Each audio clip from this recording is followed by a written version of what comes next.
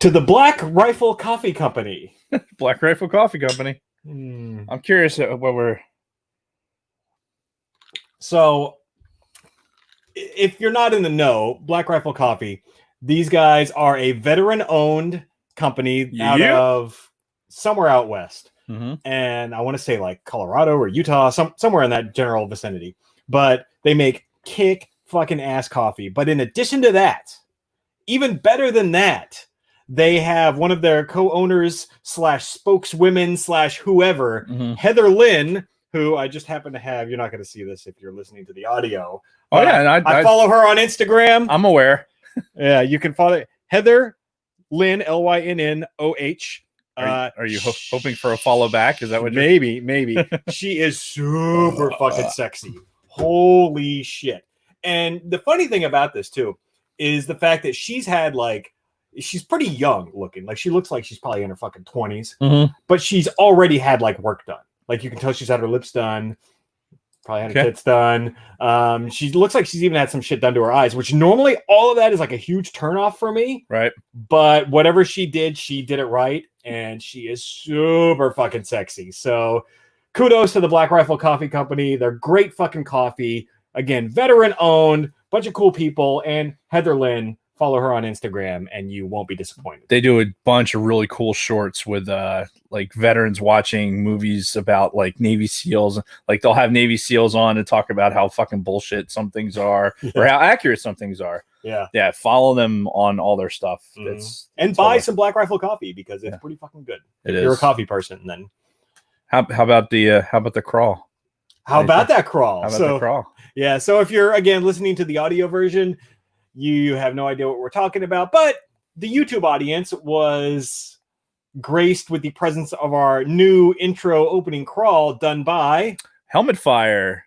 One Mr. Chad Vickers, who, while he was watching the show last week, decided to throw together a crawl, like literally during the show, like messaging me during the show, like, hey, what do you think of this? What do you think of that? And, threw it up there. And it's great. Yeah, it's great. It's a great way to me. I mean, 30-second silence. I was playing through the headphones.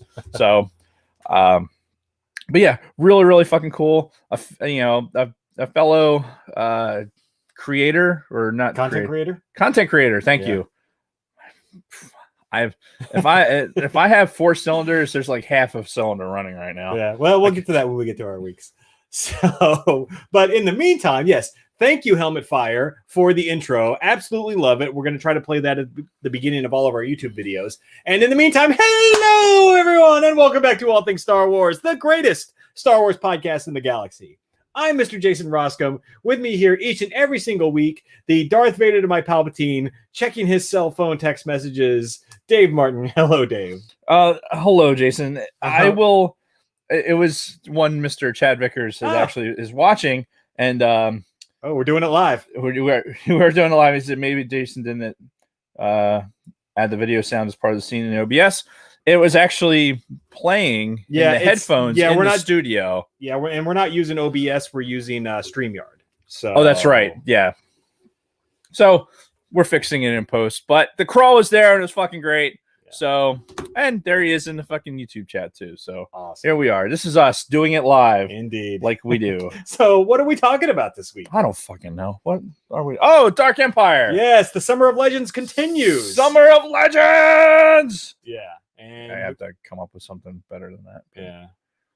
This is not, spoiler alert, wasn't super excited at the end of this. I have some things to say about this. Yeah, going out on a limb here. Jason teed it up last week. It's like in our Summer of Legends, and it's like, oh, we're going to talk about the Dark Empire, and hopefully it's better than I remember it. Stay tuned, folks, because guess what? We should have just went with Jason's gut on that one. Yeah, but here we are. We're gonna talk about it. We're gonna do it anyway. So in the meantime, what else do we got to talk about? How about a little introduction? Podbelly.com. We haven't been doing this for 152 episodes. Oh, listen. When I am either inebriated, which is not the case today, or extremely tired, which is the case today. Mm-hmm. Anything can happen, folks. anything can happen on the All Things Star Wars podcast. So podbelly.com, pig out on your favorite podcasts, yada, yada, yada. I'm not even going to talk about the home screen anymore because it does rotate in the thing. So I'm not going to take it personally anymore. Yeah. But go to podbelly.com. There is a shit ton, an absolute shit ton of fucking podcasts on there that are anything you can think of, from our amazing best podcast in the galaxy to the Sofa King guys talking about conspiracy theories and all kinds of good shit like that. And like the Ecto shit. I've had it like pre-arranged in my head, but there's all the paranormal stuff and everything. Really just a cool plethora, as it were, of podcasts. And you can find our friends, the Escape Pod, are on the podbelly.com, as well as Used and Abused. See, so 3PO. Oh, by the way, can we talk about the All Things Star Wars drinking game that was developed by our loyal listeners over the last couple of weeks? So I think this all started with episode 150. In the chat, they were all bullshitting. Aside from everything we were talking about, right? Somebody came up with the idea, hey, let's make a drinking game for the show. And through a collaborative effort with Lunar Girl being kind of the record keeper, so to speak, they created a drinking game. And it's fucking perfect with one exception. There is no C-3PO references in the drinking game. So you have to add that. Yes. At a minimum, you have to like take a drink of a beer every time someone... Yeah, you have to do something. Yes, that is one of our oldest, most beloved recurring bits, is the C-3PO. Exactly. So... not related to that at all, but I wanted to, when we're talking about podbelly.com, where you can find us and get our stream on all our episodes, we finally unfucked the Matrix, and we can now, if you are on Spotify or iHeartRadio, you can find the All Things Star Wars podcast. Yes, we're there. Don't know what that was. Yes. So if that's your modus operandi and that's how you decide you're going to ingest things, go to Spotify, hook us up with I think it's just more of a follow, and then it downloads. Yeah. It's not a subscribe. It's like not the same weird. as like Apple Podcasts or anything like that. But fuck it. Still do it. Do it. Yes. Look, if you're... Some people logged into iTunes just to be able to give us 5-star reviews, which we don't have any new ones this week. Which is, what the fuck? I'm sorry, Ivo. Sorry. Now, if he went in and he just clicked 5 stars and didn't type anything, we wouldn't see that. But he wouldn't be talking about it if that's all he did. Like, would you go through the entirety of that process just to give us 5 stars? I love that idea, but I feel like that you're going to want to have some fucking drunken banter on there. I mean, dozens of people have gone in there and just clicked the 5 stars and didn't write any kind of comments. So it does exist. Laziness. Absolute laziness. Yeah. But we digress. Find us on Spotify and iHeartRadio. Find us on all the social media platforms. Just search for the All Things Star Wars podcast. And Ivo's saying he wrote an essay, so I don't know. I believe it. I totally believe it. It's not on there. I just checked like an hour ago, and it's still not up. Is it like the Bulgarian version of iTunes? Is not like that could be. Is it being censored? Maybe. Is Mother Russia censored? That can create a whole nother thing. We're not going to talk about that. Извините. That's probably the least controversial thing we could talk about this week. Yeah, and we're not going to talk about that. Right. So Patreon is next on the list of things. Patreon's a thing that we do, and people like Tony Ferrari, Camille Donovan, Nick Jackson, Frederick Martin, Big Lovin', Scott Rasmussen, Tactical Swede, Don Solsky, Shotgun Mark, and Avery Morgan have all supported us on there. Woo! So thank you guys, and and thanks for that. I'm drinking some Apothic red wine tonight. Really? Yeah. That's why? Yeah. Okay. Because of these guys. It's not. They didn't buy it. I didn't use the Patreon money to buy wine. It would be hilarious. That would be fun. We're like, hey, look, you're getting a stroke tonight. Woohoo! Yeah. But if you do want to send alcohol to Starkiller Studios, just reach out to me on any kind of social media, and I'll give you the address to the studio. Yes, absolutely. Yes, do it. Do it. So, what do we do now? So here's what's funny. Not only am I super fucking bleh, I did the notes. Mm-hmm. So they're probably not in the right order. Like, it was my stream of consciousness. Like, oh, I have ideas.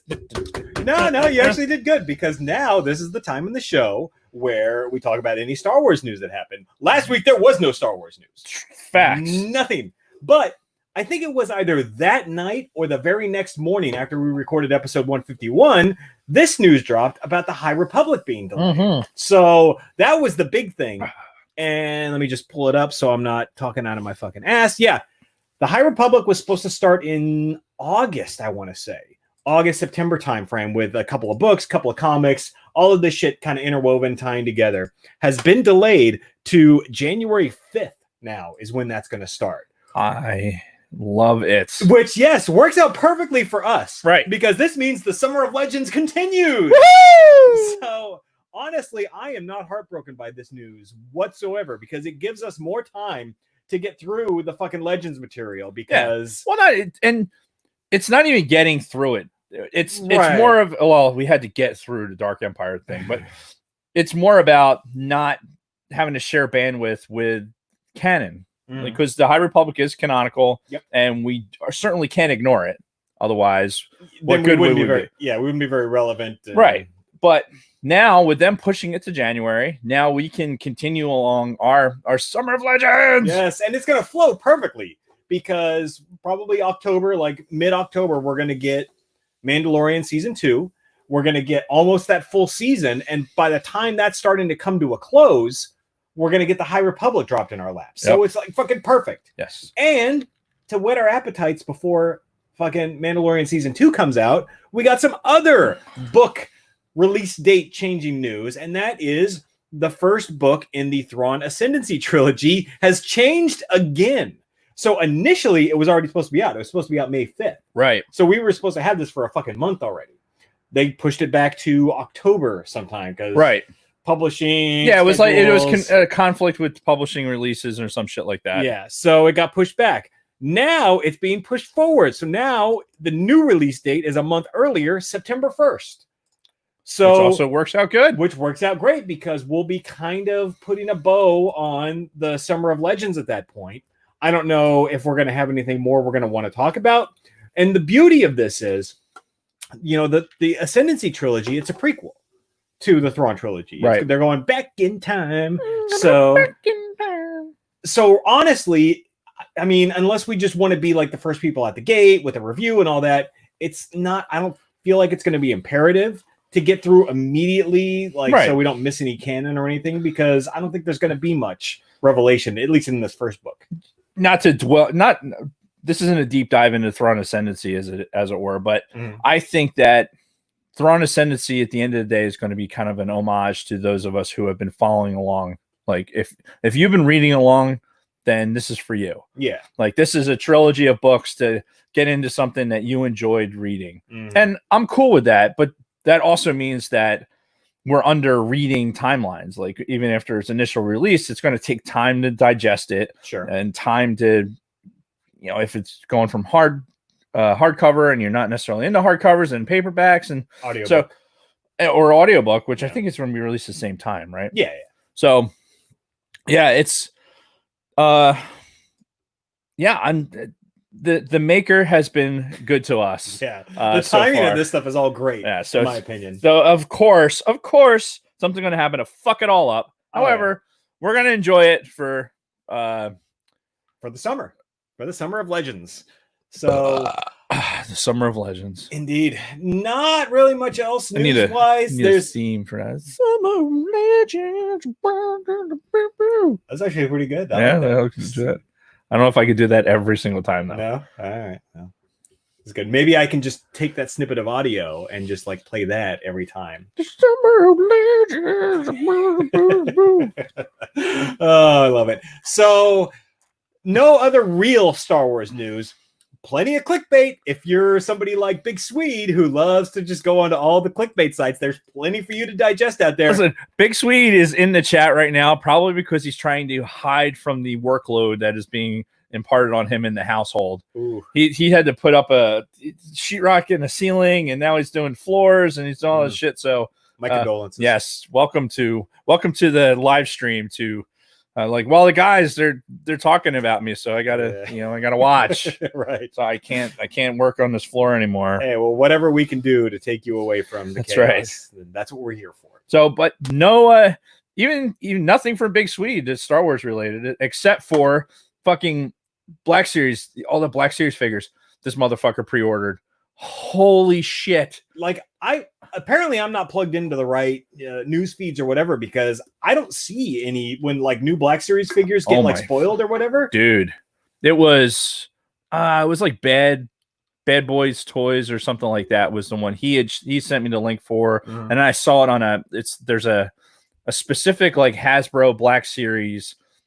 It's almost like think of it as like a sub thread on a Reddit stream, but somebody post that stuff all in the Facebook group because we need it. Yeah, they're fucking, they look fantastic. Oh, of course. And you're gonna get here's what I was excited about. So it's basically the entire crew of the Ghost, right? So you have Hera, you have Kanan, you have Squiggly Joe, you have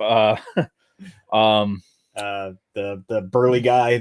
I don't know if they have him or not. I mean, for me, it was Hera, right? Yeah. Who's based on the box is looking like a fine ass Twi'lek. Sabine is in there. Oh, Sabine's probably gonna be a good one. Twin pistols, fucking with the Mandalorian helmet. Also, those two are fucking phenomenal. The Ahsoka, the one that's going to be released, looks really, really good. The Mandalorian in full fucking Mandalorian armor. Oh, in the full Beskar? In the Beskar, in the fucking carbonized box. That thing's probably $50 right out the gate. Fuck. So you could very easily, after this fucking splooge of fucking Black Series figures, then you could very easily go and drop $200 and get all of the things. We need some more Trump money, man. We need another stimulus check. Come on, Congress, get on it. Give us some more stimulus. But yeah, there's some really, really good Black Series figures coming out. And look, we have some unboxed ones that I brought over for us. Beautiful. That I brought over to play with. I'm playing with your dolls again. I mean, the detail work is phenomenal. They're just so cool. I mean, we blew our load over these before. It's like they're just so good. Like, imagine if these had been a thing when we were kids. Oh, well, the problem with us as kids, we would have destroyed these. Probably, yeah. We would have destroyed them. They would have been on fire. They would have been buried in the yard.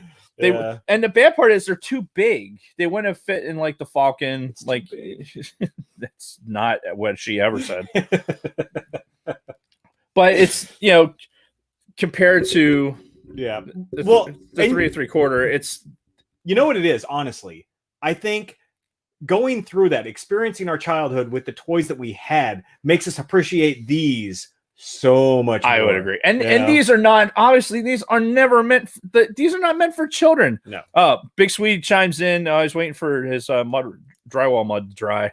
Revan and Malik pops. As well, man, and I still need to get the fucking Revan Black Series figure. Which good fucking luck, because they're expensive. Are they now? Oh yeah. God damn it. Well, that's the thing. Like okay, here it is. Let's put it out there, normal pricing, and then like they get bought up by all these people that collect these toys, and there's a huge resale market on them. Yeah. Well, and I can't say I'm surprised.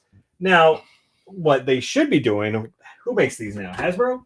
Yeah, Hasbro. What they should be doing is reissuing shit. They have been. Okay. They have been. Like, I have a Darth Vader, like the archive. They call it like the archive, and they're releasing. I think there's some of that had come out too. Okay. Big Sweet could probably speak to that better. Yeah. But out of the archive ones, like I have Darth Vader, and it's on like a card. Like it's carded like this. I've seen those. But it's in the 6-inch figure, which I think is actually cooler than this box. These boxes are fucking great because you can stand them up like this. Display. Yeah. But the carded one just looks cooler. It's a nostalgia. Exactly. And honestly, if you're gonna open them, that's the one to get. But IVOG is so prepared for my week, and we haven't even got there yet. He gives you a lot of shit about your week. So great segue, Ivo. Thank you for helping us out. So we're gonna move right into our weeks. For me, I'm doing the notes, or actually Dave started the notes, and I'm going in, I'm trying to fill in my week, and I'm like, has it been a week already since we fucking recorded? Like this last week has gone by like that because I've gone into work twice since the last time we recorded.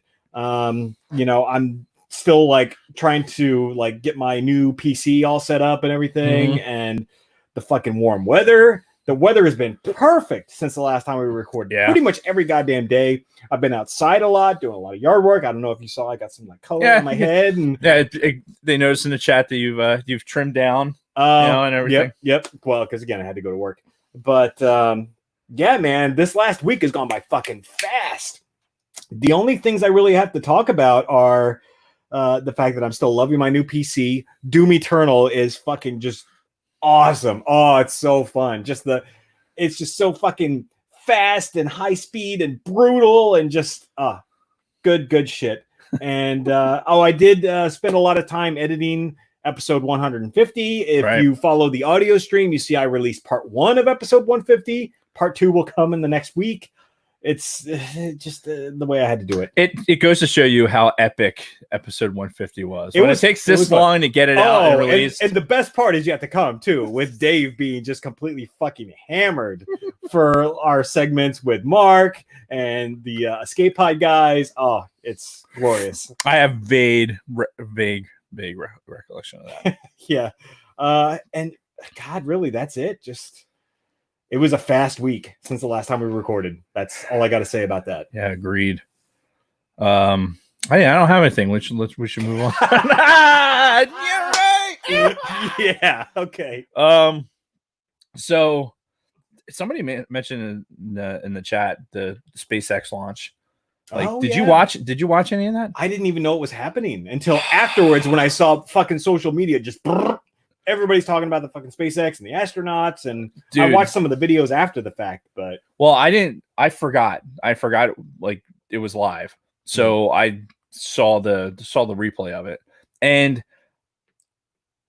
I was I still am a huge space nerd. Oh yeah, right? Me too. Like Star Wars notwithstanding, the space opera notwithstanding, but like actual what NASA's done, what just space in general, that all those things we've talked about on the pod before, like when we want to have this astronomy conversation, stuff like that. But the space shuttle program is something like Star Wars that we grew up into. Like as a kid, I had a fucking, a -1 for the fucking Space Shuttle Columbia. Nice. Back in the day. Like it has been one of those things that has been as much a part of me as Star Wars has been the launch. So and there is something to be said, like every time we put an American in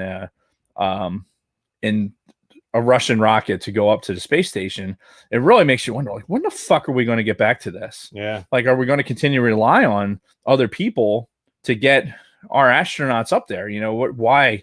What are we waiting for? And then finally, all the testing and everything else. I mean, it takes so many years. It takes years and years and years. Yeah. Just to get a manned space program together. All these unmanned launches, all these things we watch SpaceX do with the fucking return, the drone, the ship where you fucking have the main body of the rocket return, which is all these things. You just watch it all put together. And then the fact that there was 2 Americans on this like super hyper, like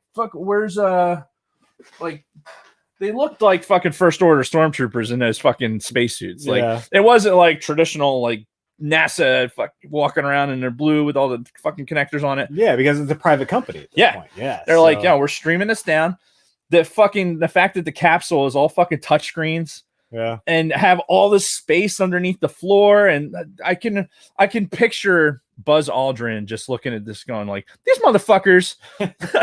Well, but I mean, you have that in anything when you think about technology. Like there's got to be that first generation. Like think about the first generation of fucking computers. Yeah. And well, again, being I'm a huge nerd for the space shuttle and the Apollo program, quite frankly. And there's a lot of really neat stuff when I was learning avionics that I was able to piece together, and understand how the Apollo space capsule worked. But I'm looking at this and all this fucking everything's like these small accelerometers and the screens are driving everything. Their checklists are all driven on the screens. They got fucking iPads.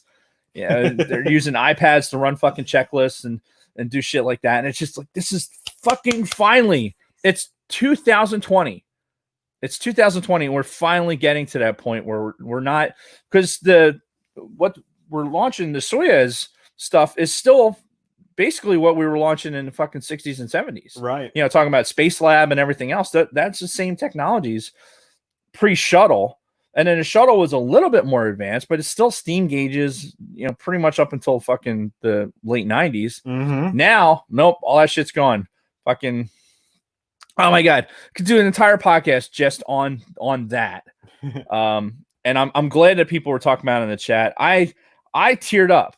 Like, for me, the space launch has, I don't know, it just had a deeper meaning for me. Yeah. And I just watching it and knowing that I could be watching the next steps into what could potentially be another return. Can you imagine being alive for another fucking somebody landing on the moon? That'd be great. It's weird to think that we haven't at this point, but you know, I mean, there's money and politics and everything else involved. But you think about it this way, man. Like, you think of the size and the scope of even just our galaxy, and we're just like we're not even a nut hair on that thing. Yeah, the end of the squiggly end of a nut hair, like on that shit. The thing I was looking up as you were talking, the Voyager 1 space probe, right, is like the furthest man-made object from the Earth right now. It's left the galaxy. Yeah. Well, no, it's left our immediate solar system. But to get to you're right. I'm sorry. But to get to the next sun, the next closest sun to us, it still needs to travel another like 76,000 years. Yeah, and that thing that's circa 1970s technology too. That's still able to transmit all the way back to fucking us. Right. So I mean, what I'm saying is like there's still so much to go. And you know, yes, you can talk about like Buzz Aldrin thinking about like these fucking guys and their touchscreens and all that, but we've still got a long way to go when it comes to space exploration and things like that. I should have went on Twitter and I just didn't, because I wanted to see what was going on. Because I watched the docking live. I watched them coming into the International Space Station. I watched all that stuff. The fact that we can go on YouTube and watch the stuff live streamed from NASA, including all the fucking shenanigans, like the radio comm checks that weren't working, and shit like that. It's just that to me that's fucking so cool, right? And it hits kind of close to home. It's very familiar. After being an aviator for fucking all these years, right, and then listening to how they're going through the checklist and shit, I'm like, oh God, it's fucking right. Sidebar. Take a drink. They're getting ready to run a checklist, right? And it's this PAO, right? Public affairs thing that they're running this public affairs checklist to get the filming and have the people coming in and everything else.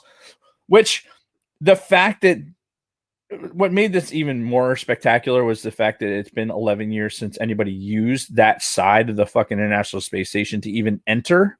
Like, that's the American side. So when it wasn't the shuttle boarding, everything else is boarding on the other side of the space station, because it coupled up to a certain fucking type of pressurization things. Fuck words. I'm a lot smarter than this. Anyway, I saw that.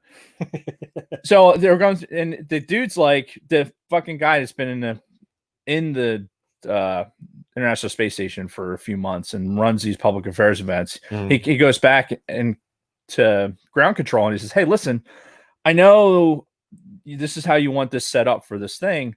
However, all the PAO events that we run, it would run better if we did this, and this.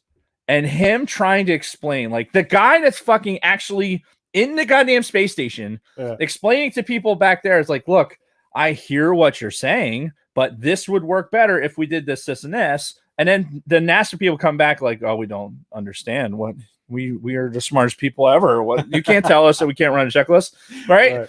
It's just one of those. It struck me as so funny because he's standing there going like, I'm trying to be nice, trying to explain this to these people.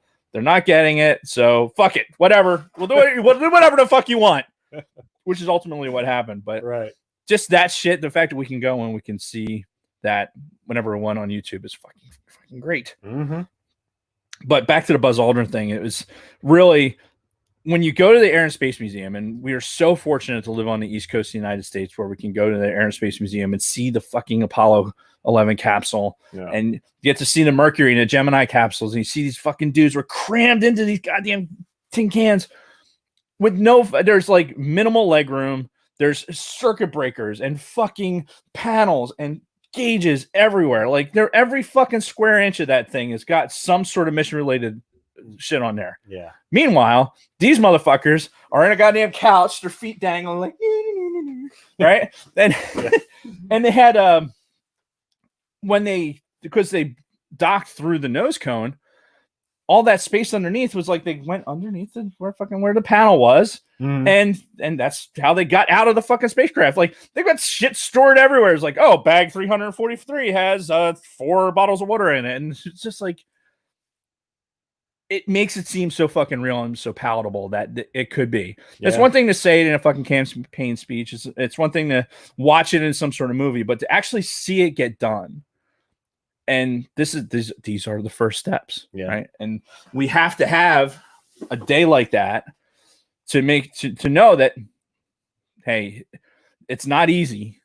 Putting human beings in space is never easy. No, it is, and it's never safe. And no matter what's going on here on Earth, these are the things that have to happen in order, really, for humanity to survive. Right. Like, if we want to continue to exist as a species, this stuff has to happen. And, it needs to happen at a pretty fast rate at this point. So to segue from the SpaceX stuff into, I started playing, I haven't been sleeping for whatever reason. Yeah. I don't know. I don't know what the reason is, but so I've had the, what the fuck is it called? Ethical Dilemma? No. Elite Dangerous. Elite Dangerous, yes. I've had this Elite Dangerous game for a while, and I started to play it, and it's really cool because it has a lot of like kind of physics involving planet or orbital mechanics and things like that, where like there's some really cool elements. Well, and this is the game too that we were talking about a couple weeks ago, that they have created a scaled Milky Way galaxy in this thing, and they've even come out and said players over the last 5 years have only explored like 0.03% of the galaxy that we generated with this. Yeah, we definitely talked about it on the pod. So I'm not sleeping, and I can only play with so much Call of Duty. I decided to get into it, and I'm sleep deprived, so I'm flying like a fucking jackass, and I don't want to go through the tutorial. Fuck you. And of course, I'm spending all this time like not flying properly and not understanding orbital mechanics and not understanding that I have to fucking get permission to dock somewhere 7.5 fucking kilometers from it. Like, but it brought to mind like they're talking about, this is like the year 3030 something for what I'm playing right now in this, and humanity is everywhere. And like you said, in order for humanity's footprint to grow to what we think about in Star Wars and what we think about in some books and other sci-fi stuff, you have to take these steps. You have to slip through the no, that's like fuck. I know that landing too. Damn it. Anyway, this slip through the Surly bonds. What the fuck are you talking about? You're listening to the nonsensical ravings of a lunatic mind. Slip the surly bonds of... Is that a euphemism for something? No. Slip the surly bonds of Earth. Are you going to hurt women? Is that what's going on here? Slip the... It was... you know what? It was from The Right Stuff. Ever see the movie The Right Stuff? No. All right. I've seen Top Gun. That's all that matters. You should see The Right Stuff because it's actually really good. And it's good, like, kind of portrayal of Chuck Yeager and the first, like, the Mercury astronauts and all that. I know what it's about. Yeah. Right. But it talks, it's in there. And I wanted to say that because on the SpaceX thing, coming back around to that, man, They're on Bob and Doug are on the fucking candle, right? Which is what a fucking naming pair to be in, fucking right. Not like Commander such and such and blah blah blah. No, it's Bob and Doug. Yeah. Bob and Doug are going on a space ride. And so Bob and Doug show. There you go. They could have their own fucking show. Sidebar. Well, you didn't watch it, but fucking one dude comes into the International Space Station, slams his head onto something. Ooh. So he's sitting there and they're like trying to get framed up for pictures, and they're floating around. He's like touching his head, looking at his hand. If you're bleeding in 0G, does the blood just go? I would imagine. So I just caught the drink in there. Anyway, he's like, let's light this candle, and that's something that Alan Shepard had said before that first. Alan Shepard was the first American in space, right? Yes, right. Yes, he was. And he said, "Let's light this candle," because they kept delaying. They kept delaying the launch. So light this candle, and then so they said that. It says that's the equivalent to we'll do it live. You know, fuck it, do it live. Light this candle. If you're not following along with the SpaceX shit, do it. And let's see, how much can I spend 10 more minutes talking about my week? I mean, I think we're still on the SpaceX thing. We haven't even talked about anything else. That made my week. Yeah. That made my week. Like working on the house, the same deal. Weather's great. We're doing a bunch of projects in the house, but we're really, making it finally after decades of living there. We're finally putting some elbow grease into it, and it looks great. But it's fucking. I think that's part of the reason I'm so fucked and tired. Yeah. Like you're so tired you can't fucking sleep. I've been there. Like, yeah. In that situation. My thing is laying down and like if I feel like I'm not breathing, and I'm like, oh my god, I'm not breathing. I'm like lay down. Oh my god, I'm not breathing. Fuck it, I'm gonna go play video games. Yeah, that could be a problem. Anyway, I did. This is my last thing. All right. So my mother-in-law Hazel had gone to Ollie's, which is it's like a bargain store, right? Like a dollar store, like kind of 5 and above or 5 and below kind of thing. Yeah, but it's got a little bit more high-end stuff in it than that. Like you can get area rugs and shit like that. So it's not, but it's along those same lines. Well, we've got some 3 3/4 inch figures, right? Star Wars figures, all on clearance for $1.99 apparently. And these are actually good ones. These are not fucking Rose Tico figures. So, which, you couldn't pay me $2 to take one of those. But Jason's mic is definitely out. Fuck, really? God damn it, Reggie Ray. All right, well, he's fucking around with his mic. I will continue to the diatribe. I can't believe all the equipment his shit's How about checked now? Up. Is this thing on now? Tell me now. But you have Go ahead. You do kind of have a throwaway figure with Jyn Erso, right? Although if I like Jyn, like a rendering standpoint, it's not bad. It's not bad. It's pretty realistic. I'm not you're not a big Rogue One person, right? Yeah. But I love Rogue One. I like Jyn Erso as a character. But here's what kills me about these. Like they have the Force Link technology, and I'm sure there's a bunch of cool stuff in there. They stick with the 3 3/4 figures, they stick with this like stiff legged, stiff armed fucking they can't all be fucking Black Series, man. I guess it's contrast theory because that's why you have these and then or you can you've got the budget $2 figures or you've got the nice $20 figures. They have Last Jedi's General Leia Organa. So you got old Leia. Yeah, this is Last Jedi Leia. So and then you have an R2 which actually has fucking the thrusters out on the sides of them. So I thought that was pretty cool actually. So this is like episode 2 R2. Yeah, like he's gonna light a bunch of oil on the ground on fire. Yeah. C 3PO 2D2. So anyway, we can add that to the Sacred Jedi collection of Star Wars. We'll think of something. It's got to get better than that. The sacred toys. The sacred Jedi toys. The other thing we got was little. Get the fuck out. Oh, so this looks like a Rebels Ben Kenobi. That is It's or in episode 4. It's either way. Original Ben. Yeah. It's Ben Kenobi number 99. And Ben Kenobi? I wonder if he means old Ben Kenobi. And allegedly, he may already be part of the Sacred Jedi Pops. The Sacred Jedi Pops! All right, well, here. I'll let you figure that out. We'll figure that out. But it's a good looking pop. Yeah. It really is. He's got the... I don't know why. It really reminds me of the Obi-Wan from Rebels. When he took on Maul at the end, it's... that version of Obi-Wan is very unique, I think. And... well, did you notice that, like, looking at the box? So one thing about pops, especially the Star Wars pops, when you're looking at it, like, there's some variations of boxes. Like, when you look at it, it could be make it worth $10 or can make it worth $100, right? Because of variation on the box. Now, this is the Smuggler's Bounty exclusive, but he's got a purple lightsaber. What on the box? And it made me wonder if, like, if I do. Oh, that's weird. If I do have this, look at this. It could just be a fucking. Look at that right there. Something with the printing.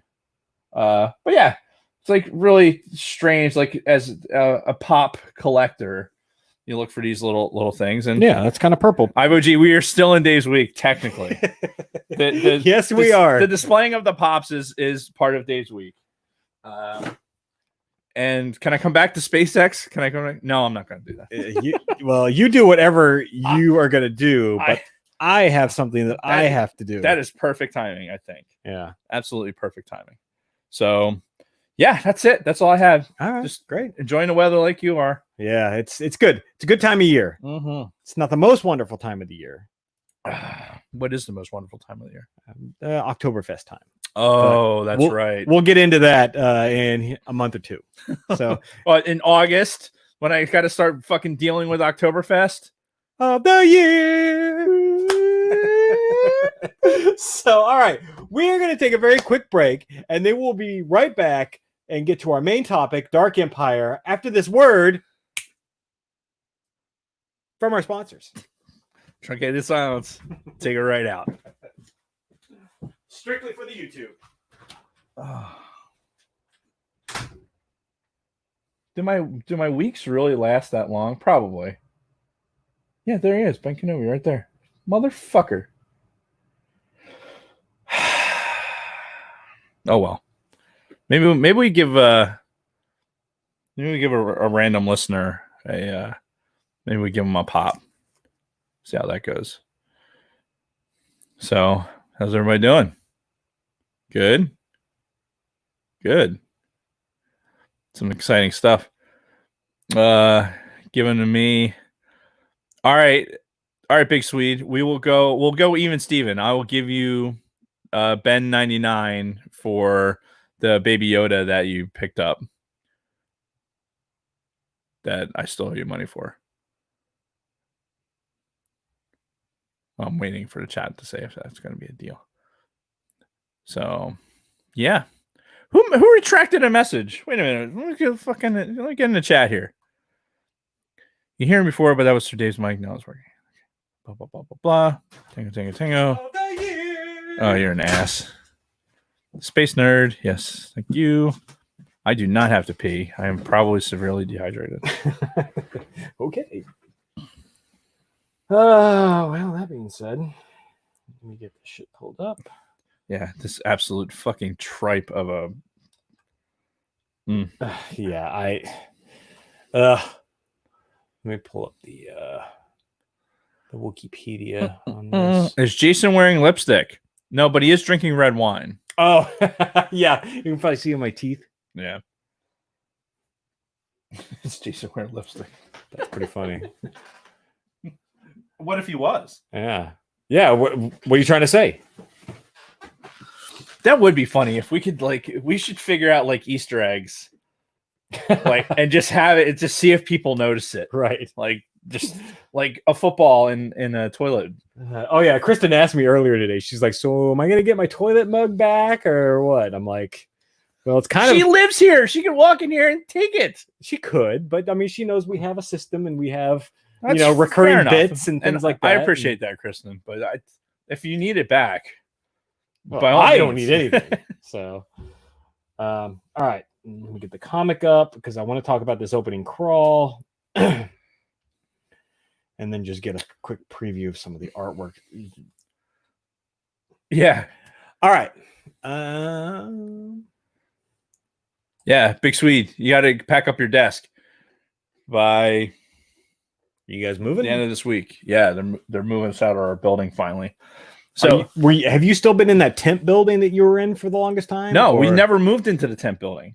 So when we got hired as contractors over there, this is October of 2018. Mm-hmm. They were preparing to move in December of 2018. I remember you telling me about that. Yeah, never happened. Oh, so now it's finally happening, and so much for the better, because we don't want to be. It's sardines in there. Yeah. And the good news is, since we're already doing the social distancing and working from home, that they're going to move desks in there and move shit in there. But the reality is nobody's really going to be working out of there. Yeah. So, which is great, because there's no fucking parking over there. None. Yeah. And where they could have put parking, they put a fucking trailer park in there for some other fucking fuckface unit. Wow. Like, oh, so let's take any usable space we can and fucking cram some more like temporary shit into there. It's a good time to do that. Yeah. Perfect timing. And then, so you're going to have to you might as well park at our old building and walk your happy ass to the fucking, really fucking annoying. Real quick, do we want to do the opening crawl in any kind of voice, or do we just want to read it straight? I'll do a voice. What do you want to do? I mean, we could do a voice guy from Clone Wars. We could do Hank, or if you have something. Let's do Hank. All right. I think the kids would like that. Right. Oh man. All right. So you ready to get back to it? Yep. All right. So we'll resume in 30 seconds. 30 seconds of silence starting now.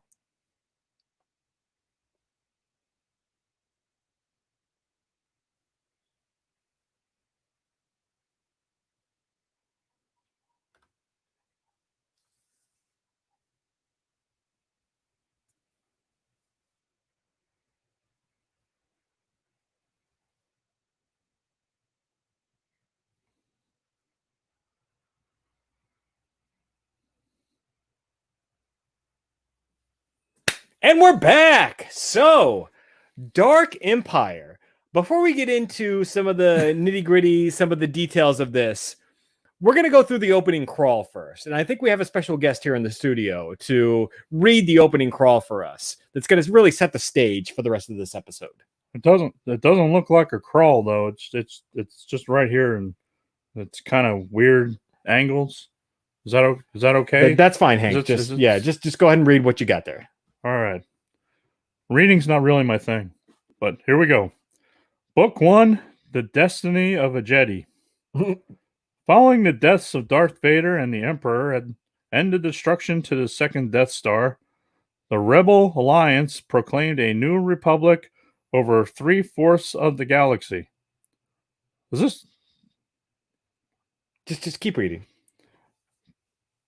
The punctuation's terrible, even for my Arlen, Texas education. I can tell you right now. But they're preparing us for what to expect for the rest of this with their quality here. But without the thousands of Jedi Knights who formed the backbone of the old Republic, the new Confederation was a precarious one.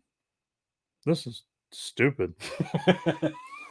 Long years of struggle ensued, during which the Imperials regained strength, pushing back the Alliance until the majority of the worlds, including the vital Imperial system, fell once again under Imperial control. It reads like that. Oh no, I believe it. Then, without warning, civil war erupted, as factions within the Imperial Navy battled the former Emperor's ruling circle for control of the Empire. The rebels seized the opportunity. I did the pause because it seems like it should be there. I understand. It makes sense that it would be there, right. But yeah. The rebels seized the opportunity to sow confusion among the feuding Imperials, using captured Star Destroyers to conduct hit-and-run sorties into the war zones. One such raid, this is terrible. One such raid over the raging Imperial City battleground. That's just a stupid name. Imperial City? Really? Ended in disaster, semicolon. The Alliance Star Destroyer Liberator, underlined, commanded by Luke Skywalker and Lando Calrissian. It's a dynamite taste. Crashed on the planet's surface. Only Luke's skillful use of the ship's deflector shields and anti-grav braking systems prevented all aboard from being killed. This is riveting. As our story opens, Princess Leia Organa and her husband, Han Solo, again missing a comma, together with the Wookiee Chewbacca and the protocol droid C-3PO, they're not into the Oxford comma either, are on a daring mission to rescue their fallen comrades. Who was the fallen comrades? There's no linear story in any of this. Yeah. So thank you, Hank. We really appreciate you coming on to read this opening crawl. Don't make me read such stupid horse shit ever again. Trust me, I don't want you to, but this is what we were given. Okay. So Dark Empire. Dave, are you back? Yeah. Okay. I wasn't sure. You look like you were dozing off during Hank's monologue there. I may very well have been. I don't even know where to start with Dark Empire. All right, let's go over the facts, right? Mm-hmm. 1991, I think this was October of 91 is when this came out. So fuck, I was a freshman in high school at this point. Let me find it. Sorry. So we read all these on Marvel Unlimited, by the way. Right. So if you do want to read these still, Marvel Unlimited has all of the Dark Empire comics. Okay, December of 91. I don't know when you became aware that this existed, but we talked about the Thrawn Trilogy, right? Thrawn Trilogy came out earlier in 91 and came out in 92 and 93 successively. Then Dark Empire takes place like 2 years after the end of Heir to the Empire. But it was only a comic book series. And it came out in 91. So for me, high school age Jason Roscom, I read the Thrawn Trilogy. I'm like, this is fucking awesome. Mm-hmm. Right? Heir to the Empire and the 2 books that followed. Fucking brilliant. Star Wars is fucking back, baby. Right? Wait a couple more years. The Jedi Academy book trilogy comes out. Takes place like, I don't know, 3 years after the end of the Heir to the Empire trilogy. I'm like, fuck yeah, another fucking trilogy. Luke's starting a Jedi Academy. Fucking sweet. This was probably like junior year of high school for me at this point. I read the first book. Like the first fucking chapter in this book. It's like, and after Luke's turn to the dark side, where he went and he, served the clone emperor, I'm like, what the fuck? Yeah. I'm reading this book. I'm like, what the fuck are they talking about? And like, they're throwing out all this shit that's like coming out of complete fucking left field. I'm like, what the fuck is going on? This is the early 90s. There is no fucking internet, kids. This isn't a thing where it's like Luke Skywalker turned to the dark side. Let me go to fucking Google and type this into my computer and find out what the fuck happened. Let me check it out on Wikipedia. Right, exactly. Right? There was no Wikipedia. There was nothing. So I'm sitting there reading this fucking Jedi Academy trilogy for the next 2 years. Every once in a while, they keep referring back to this Luke going to the dark side. I'm like, what the fuck are you talking about? This didn't happen. Right. There are no other books that are out. Eventually, I think I found out through like the old Star Wars Insider magazine or whatever Star Wars magazine was big at the time that it happened in this fucking comic book series. I'm like, oh, okay. This happened to coincide with the early 90s comic boom that started with the death of Superman, where everybody started getting interested in comic books again. I started really getting into comic books at that time, was never really interested until then. Then Death of Superman happened, and that's when Jason's comic book history began. Nice. So I find out about this Dark Empire comics. I'm like, oh, I got to get that, right? So being in a rinky-dink, podunk fucking hick town of Bakersfield, California, only one option for fucking a place to go anywhere in the city to buy fucking comic books. I go there. I'm like, yeah, have you heard about this Dark Empire series? They're like, yeah, we got one in this fucking bag behind the counter here. $20 an issue. I'm like, what? They're like, yeah, it was very limited print run. Not many of them out there. High demand. $20 per issue. I'm like, okay, well, go fuck yourselves. Yeah. And I'll just I guess I'll just go fuck myself then. Right, because again, I had a job. I was able to buy a couple of comic books a week, but yeah, but comic books were like $2.50, $3 a pop. Right, and this was when minimum wage kids was $4.25 an hour. We don't need to have this inflation discussion again. Right, but I'm just saying. So this was like 5 hours worth of work for me, right, to get one of the 6 issues of this fucking comic. Because that's valid, right? As kids, we were like, how much work do I have to do to be able to get, like, how many hours of work do I have to do to earn, to be able to go get this thing? Yeah, and that's how you thought about it, because it's a pittance when it comes to the money. Like, okay, I can work an hour and a half and get enough for a comic book. Right. So for years, I knew this story existed. Knew some of the details through like what they trickled out in the books, but I never really got to experience it until they released an audiobook version.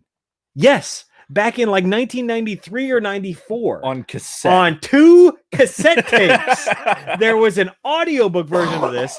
Came out, it was like $20. Maybe 25. I don't remember. It's a long fucking time ago, obviously. But I'm like, yes, now I'll do it. So different from the way audiobooks are now. But one of the coolest thing about this was, first of all, they did voice actors for each of the different characters. Right. That would it was the same thing that they did for the Dooku book that we did. The Dooku Jedi Lost, same style, right? Yeah. But the voice actor that they got to play Lando Calrissian was none other than fucking Billy D. Williams. No shit. So Billy D. Williams did the voice of Lando in the audiobook version of Dark Empire. Oh, what have we here? Yeah. And so it was very cool to experience it in that way for the first time. This was the very first audiobook I ever listened to in my life, was the Dark Empire adaptation of the fucking comic book series. Still was a shit show, even listening to it in audiobook form. I can't. How desperate was Billy D for money? Like, did all his Colt 45 money dry up? And he's again, like, I gotta dip into this, and I don't know, because again, this was mid 90s, so like he still had some marketability. I would imagine. He was young, he wasn't fat. He probably could have gone out and done shows and movies and whatnot, unless like his career really did just start to fucking flame out for whatever reason. And honestly, for some people, all kidding aside, it may have just been like, hey, I really enjoyed doing this character. This is an opportunity for me to be this character again. Right. Whatever, like... Right, because he was never a Harrison Ford when it came to Star Wars. He was never like, fuck Star Wars, I'm never doing that bullshit again. Right, and I'm not doing any pressers, I'm not doing anything. Like, this is... He's fucking Harrison Ford. Yeah. And honestly, if he didn't do Indiana Jones, I'd probably be like, you're such a shitbag, but... he's indie too, so he earned it. The motherfucker earned it. Oh yeah. But so that was how I experienced Dark Empire for the first time. Eventually, it came out in like a trade paperback version, like all 6 issues in like one thing for $20, and I think I eventually got that as well. But that was my first experience with Dark Empire, was like reading the Jedi Academy trilogy, and then just being like, "What the fuck are they talking about?" So, if your exposure to this was the only time you ever had seen it was just on the cover of the fucking comic hanging in the comic book store for an exorbitant amount of money, and then whatever the cover of the audiobook was, you didn't see how fucking shitty this fucking thing was drawn. Yeah. Until much later. Oh, yeah. Can we just talk about the fact that this thing looked like it was fucking somebody made a pencil sketch of what it might look like a storyboard almost, and then spilled green fucking ink on it and then let it go. Fuck it. Yeah. We're done, right? We're done. You remember those watercolor things? They look like kind of like blank comic book pages, and then you get a paintbrush and you dip it in water and then you go over it, and it'd be like a washed out colorful version of that same picture. That's what these look like. Like, because we're not fucking Pablo Picasso. We're not did Picasso work in watercolor? Shit. I have no fucking clue. God damn it. I'm more about music, not fucking like art.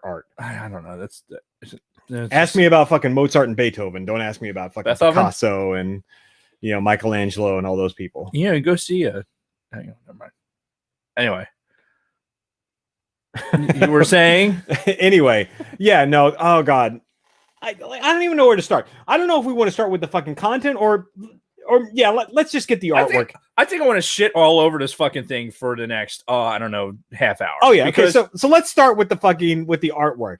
Like, imagine a comic book and then you just wash out everything. Imagine like you take a comic book page, like a fully colored comic book page, then you pour fucking water on this paper, and then you let it fucking like run all the color out and then dry, and that's what they're giving you. So the beauty of Marvel Unlimited, right? How we decided that we're going to imbibe this fucking Dark Empire series, right? Mm-hmm. I had no visibility on it whatsoever. Yeah.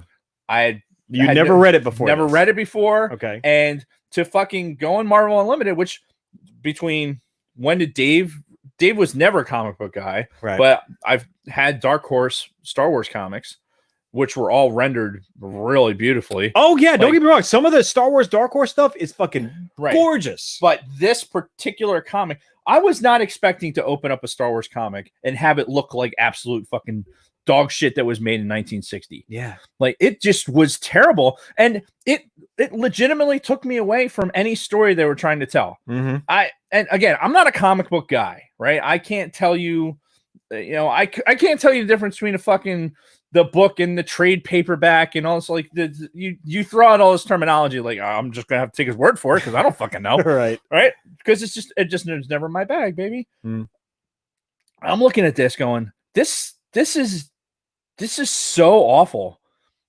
And I don't understand why it was. Yeah. Like, there's no explanation for it in the 90s. In the fucking 90s, not 1958 when Superman came out, and it was like, the coloring and how they had to go. They only had so many colors in a fucking on the printing press. So like, yeah, you had very monochromatic fucking comic books. Yeah. Why do it? Why have a limited release?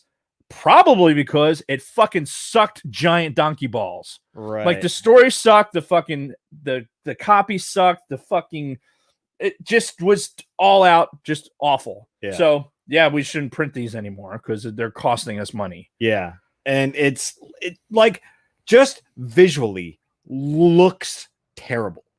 Absolutely terrible. I don't know what the fuck they were thinking with this art style. Like, we had seen things like the Tales of the Jedi series, right? Which I would love to talk about during the Summer of Legends. Summer of Legends. still working on it. Take a drink. Or something. That's good. I like it. But like the Tales of the Jedi series, that is really well done. It was made almost the same fucking time as this, but it actually looks good. It has some color. It has some definition to it. It's not just this fucking washed out fucking. I don't even know what the fuck they were going with this. Like, maybe some artist was just like, I'm gonna try this new thing, and it's to the point where you have a green blob. Yeah. And the best part of this is that we're reading it in Marvel Unlimited on a retina display off a fucking iPad. Yeah. Like, so we get to see in intimate tiniest pixels what a fucking shit show this is. Yeah, I don't know how well you can see let's this. portray Luke as a dark Jedi, so you're gonna have like kind of black and like green. But it's not even black. It's like, okay, like, what kind of shade of like green can we get Luke to make him look dark? Put some eyes in there, and it's just oh my god. How many times was it fucking Leia and Han on the Falcon, and Han's talking, and you're like, why is Luke there? I thought Luke was off with fucking clone Palpatine somewhere. And it's like, oh, that's Han. It looks like fucking Luke. Yeah. I couldn't even fucking tell the difference. Dude, I almost fell. That would have been impressive. That would have been great. Everything would have went. Yeah. It would have been a big crash. It's glorious. You like talking about that. The art style. So you have Boba Fett, right? Boba Fett's portrayed in here in Slave 2. Okay? So Boba Fett in Slave 2. Slave 2 looks like a fucking triangle. Like, it looks like an orchestral triangle. Yeah. With engines. Like, why? Boba Fett and Slave 1, those two are like, whoop, those things are they're like symbiotic. And to put him in another ship that looks like something that I might be flying in fucking Eternal Destiny or whatever the fuck. Elite Dangerous, Elite yes. Dangerous. I'm going to change the name of that every time I say it. Well, and see, that's the thing too. Like, there are some very unprecedented moments, like in the expanded universe, that were important in this. Like, this was the first appearance of Boba Fett post Return of the Jedi. This was the first evidence that we got that Boba Fett survived the fucking Sarlacc pit. Right. And he throwaway line in the fucking book where it's throwaway lines like, Sarlacc was tired of digesting me or something. It was like some nonsense like that. Total just awfulness. Right. But we know, in Legends, he did survive that, and this was his first appearance, which is pretty significant. But in this bullshit, it lost so much of its impact. Dengar's fucking in there, palling around with fucking Boba Fett for whatever reason. Yeah. It starts. The problem with this, and I'm yelling for some reason, it starts just horrifically. Yeah. And it gets worse. Honestly, if you read the Wikipedia entry, and I wanted to bring that up because there's a fucking great entry in this, because at first they wanted this to take place before the Thrawn trilogy. And they actually asked Timothy Zahn, can you reference, what happens in this comic book series in your fucking Heir to the Empire trilogy? And he's like, go fuck yourself, right? He said, fuck off, ain't doing it. I would love circa 1990 style, right? Because you had to figure when he was you're talking about late 80s, early 90s, when Timothy Zahn's writing his book. This shit was probably done either in person or via a letter. Like a letter from these guys, like, hey, can we do this nonsense? Here's a sample of the picture, right? And Timothy Zahn goes, that looks like a hot garbage, and I am not going to reference it at all. Yeah. Have a nice day. Yeah. Suck a dick. So, yeah, it's and that's probably what started a lot of this. What the fuck? Wow.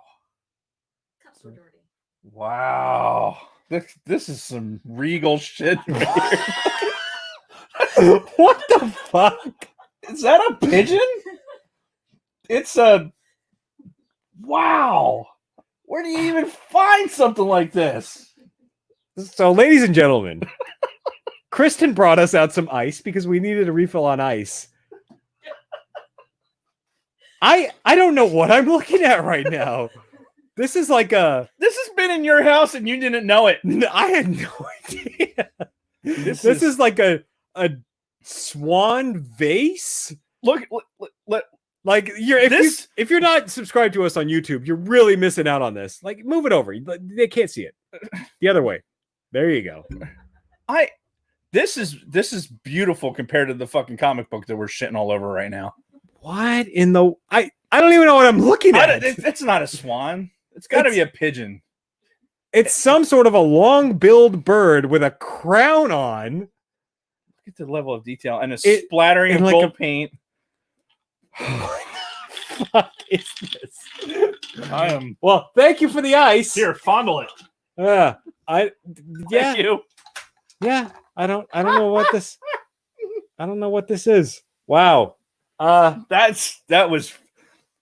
That was a needed break from this fucking diatribe on this piece of shit fucking comics. I don't know where we were, but the Timothy Zahn stuff. Is that a sex toy? It might be. I don't know. It might be. Oh god, I think you killed Dave. Oh my god. Oh, that's funny. Rip Dave. So yeah, Timothy Zahn basically told these guys, like, suck a dick, I ain't doing it. So they're like, fuck, all right, we got to move this to like 2 years after the end of Heir to the Empire. Whatever. Which could be a partial contributor to how fucked up this is, but still, it doesn't really matter when this takes place. This whole story is fucked because you talk about this opening crawl, right? We go to the end of the Heir to the Empire. Right. Thrawn's fucking dead. Jorah Saboth is dead. Fucking... the New Republic is it's on the up and up, right? So we're led to believe, based on this opening crawl, that not only has the Empire come back, but they've taken back most of the fucking systems and Coruscant. That's the fucking thing that's not specifically referenced in this, but they took back fucking Coruscant, over the next 2 years. Right. Bullshit. Like, fuck you. No fucking way. And again, this all is happening off screen. That's the thing. Like, okay, if you want to get into this, like, just fucking brutal fucking galactic war where it's these battles happening back and forth, systems constantly like going from one fucking faction to the other and whatever, show us that. Yeah. Don't just tell us in a fucking opening crawl of a comic book, oh yeah, and by the way, the Empire's taking back all the systems. That's the important bit. You get, I think my biggest problem with this is they took an element like the cloning of the Emperor, right? Which we get now in canon, right? Oh, so yeah. And I never had an issue with that even back in this. That is the least of my issues. Yeah, it's but how they portrayed that, like, what I thought was an interesting parallel, like, to the story that could have been, was what we have in Rise of Skywalker, right? We have the cloning of the Emperor. Yep. You have the transmittal of the Emperor's essence, as it were. Right, which kind of piggybacks off of the Darth Bane thing, right? Right. The transferring of the essence and everything else. Which the Bane trilogy hadn't even been written at this point. No, but I mean, it all ties together well. It's that Sith arrogance of, even though I know I'm eventually going to die, I want my essence to transfer to somebody else so I can sort of have that immortality. So they have this fucking young clone, right? Straight, we haven't even, like, we're stuck in the mud at the very beginning of this, because it's really hard to get past a lot of this shit. Because like, still, I'm like we haven't even gotten into Luke's turn to the fucking dark side yet. But go ahead with your Emperor thing. No, so at some point the Emperor's like, this body sucks, I'm going into a younger body, but that body's not as good as fucking the Luke's body or fucking Leia's baby's body, right? Because that's the thing. Like, he ultimately wants to transfer into a nice stable body that can but contain all of his darkness. Dude, that's what she said. Indeed. My biggest problem with this, I have so many problems with this entirety thing, and it was a fast read, like, through all these books. Like, it goes quick. Bronco Fett brought up, like, there's 3 books and blah blah blah. Well, yeah, because there's a Dark Empire 2 and 3 basically, which we can potentially delve into those, but for now, for this was 6 issues, and it was just this story, and that's what we're covering for right now. Yeah. The way the Emperor goes between the bodies, they make this reference to Han and Leia, like, well, the kids aren't here or something. Like, they already have kids together and she's pregnant again. Right. They had Jason and Jaina, and she's pregnant with Anakin in this. Is that okay? Like, that makes logical sense to the greater timeline, but this is so contrived that I can't insert it with all of the other Legends material that I've read. It references this a lot. Like you said, like, you get to Jedi Academy, it's talking about all the shit. Like, what the fuck? And even after that, they still reference it here and there. Yeah, it's a nuclear explosion of fucking, because it goes forever. And there's no decay to it, because you go all the way to the Fate of the Jedi series and still talking about things that happen, right? Which, like, the biggest thing that they reference is Luke turning to the dark side, right? Pretty fucking significant, right? Right. Dark side.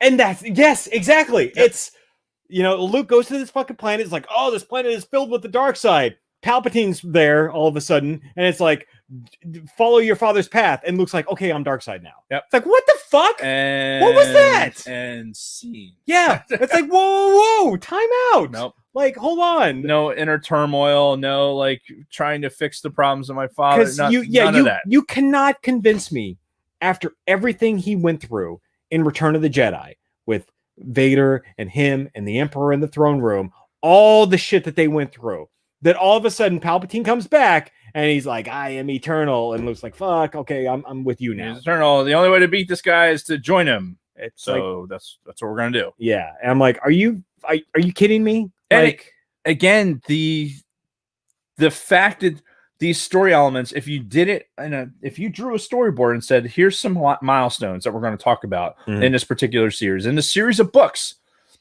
and we're going to hit these milestones. Right. And these are the important bits that we want to take out of this. We just came out of a trilogy of movies about Luke Skywalker coming from fucking, Boy Wonder and Tatooine all the way to being the last of the Jedi that defeats the Emperor, reconciles with his old man, yada yada yada. Everyone's happy. Now, next thing you know, dark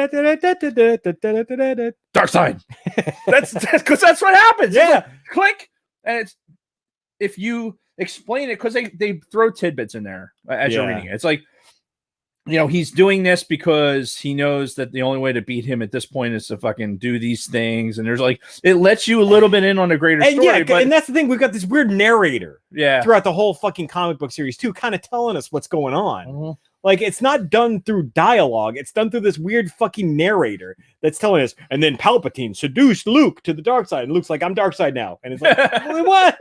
I don't understand. This is like we're going to make an episode of the Muppets. Yeah. Right? And it's like, we don't have that much time. Jim Henson's expensive. So minimal dialogue. Yeah. Minimal dialogue. We're going to show the Muppets on the fucking screen. We're going to have a narrator talk over it. Tango, tango, tango. The end. Yeah. Yeah. And I get it, right? Comic books, you have to move faster in your storytelling, right? There's a visual aspect that you get. In most cases, there's a good visual aspect. In this, it's fucking washed out like fucking blob of paint on a fucking canvas. There was an analogy to looking at diarrhea But like, I understand in comic books, you don't have as much time to tell a story as you do in a novel. Sure. They should have recognized that and either just strictly told the story about Luke turning to the dark side and coming back. And nothing else. No world eater, no fucking clone Palpatine, no nothing, because you don't have enough time to talk about something so fucking significant in 6 comic books.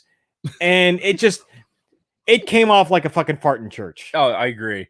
Look at Ivo's thing in the chat. I am my own narrator. I'm going to need you to let that go, Ivo. All right. Bitch. So, but yeah, like, if they had told this story over the course of a novel or a trilogy of novels, that'd be one thing. They probably could have fleshed it out better. Could have like spelled out better, like how Palpatine, the clone Palpatine, eventually coerced Luke, despite everything that he'd been through. I am here to tell you that the story that was presented in these books would have been this. We would have taken the story in better had it been rendered better. I think the visualization, like, it's just a comic book. Yeah. This is not a sacred Jedi text. The sacred text. Well, it kind of is a sacred text, but the sacred text. But it's not meant to use your imagination to do these things, right? Yeah. You're going to look and say, oh, wow, Slave 2, I wonder what that looks like. Oh, it's right there in the comic book. This is what Slave 2 looks like. It looks like you really didn't work that hard to make Slave 2. Sorry. That looks like fucking garbage. Right. And well, you could say that about everything visually in this. But that's the thing. Like, comic books, as a fucking, there's a fucking word just went gone. But as somebody who's really, I look at comic books as something that's like, this is a very visual thing. This is, if I wanted to read a book, like I have a tough time calling a comic book a book. Sure. By definition, it's there, and I can appreciate all that. And having these years talking about comic books have helped me appreciate what they are. But at the end of the day, if I'm looking at a comic book, I want to be stimulated visually. Yeah. And other ways too. But if I have a comic book, I want the artwork in it to show me something that I couldn't visualize in my own imagination. Show me something that I look, we're painting this picture for you. Excuse me. And then this picture is what you're going to take through the entirety of the rest of this. If you were looking at this in order, going from Thrawn to this, to something else, you have these visualizations of just hot garbage. But there's no reason for it. That's the biggest thing. Right. Like it wasn't a time when the technology wasn't there. it's Star Wars. Yeah. Star Wars, even back then, was kind of printing its own money, especially when it came to shit like that. Yeah. So there's the technology was there. Like, this was an artistic choice that somebody made that was terrible. Mhm. Absolutely terrible. And I for one think that we would have a completely different conversation if this was, hey, here's the story. We're gonna church up the artwork. Yeah. I'm willing to bet that I'd be more willing to follow this storyline. It still feel very like driving on a fucking road in New Jersey. Like, there's a lot of fucking potholes. Yeah. Like, you're gonna get banged around a lot, and you're gonna really question why the fuck this exists the way it is. Yeah. However, if in the distance there's some nice scenic shit, then okay, that's fine. I'll deal with the bumps in the road. And that's the thing too. There are some good aspects to this. It's just hard to see them through the fucking layers of diarrhea, as you Yes. brought up. There's the whole green and yellow and like kind of chunky. Yeah, well, there's the fact that Leia is, into her Jedi training, right? We got into that in the Heir to the Empire trilogy, where Luke was finally starting to train her. She finally started to tell Mon Mothma, like, look, time out. I need to go on leave. I need to work on on this other stuff. And it was her that eventually brought Luke back. Mm-hmm. Great fucking story, which we see a reflection of that way later on in Legends, which we'll get into. But, that is a great concept. The fucking clone emperor is actually, I think, a really interesting concept. I think it's great to the fact that they brought it back in Rise of Skywalker. That exact fucking concept. Fucking Palpatine, knowing that he has access to this clone technology from the fucking Kaminoans and everything else, it's like, hey, I'm going to give you a couple of drops of my blood, make a couple more, sheaves. When fucking shit hits the fan, I'll just go, and go to the next one. And we know from the Legends material too that there was batches of clones. Like, the clone technology had progressed to a point where, like, okay, these aren't working as well. Like, the clone failures with fucking trying to make Jedi clones and like all this other stuff. Yeah, the cloning has great storylines. Mm-hmm.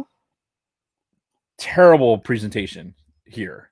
Again, I'm not going to get past it. I'm not going to be able to get past the fact that, like, the visual of it. Okay, I can't do it. Yeah. Wow. Yeah. And I have to suffer. Yes, you do. No, and I don't blame you, but again, the concept is good. The concept, like, I don't even dislike the idea of Luke, after going through a whole bunch of turmoil, eventually going to the dark side. It's just the execution in this fucking series was just so poor, so rushed. It did not come off well.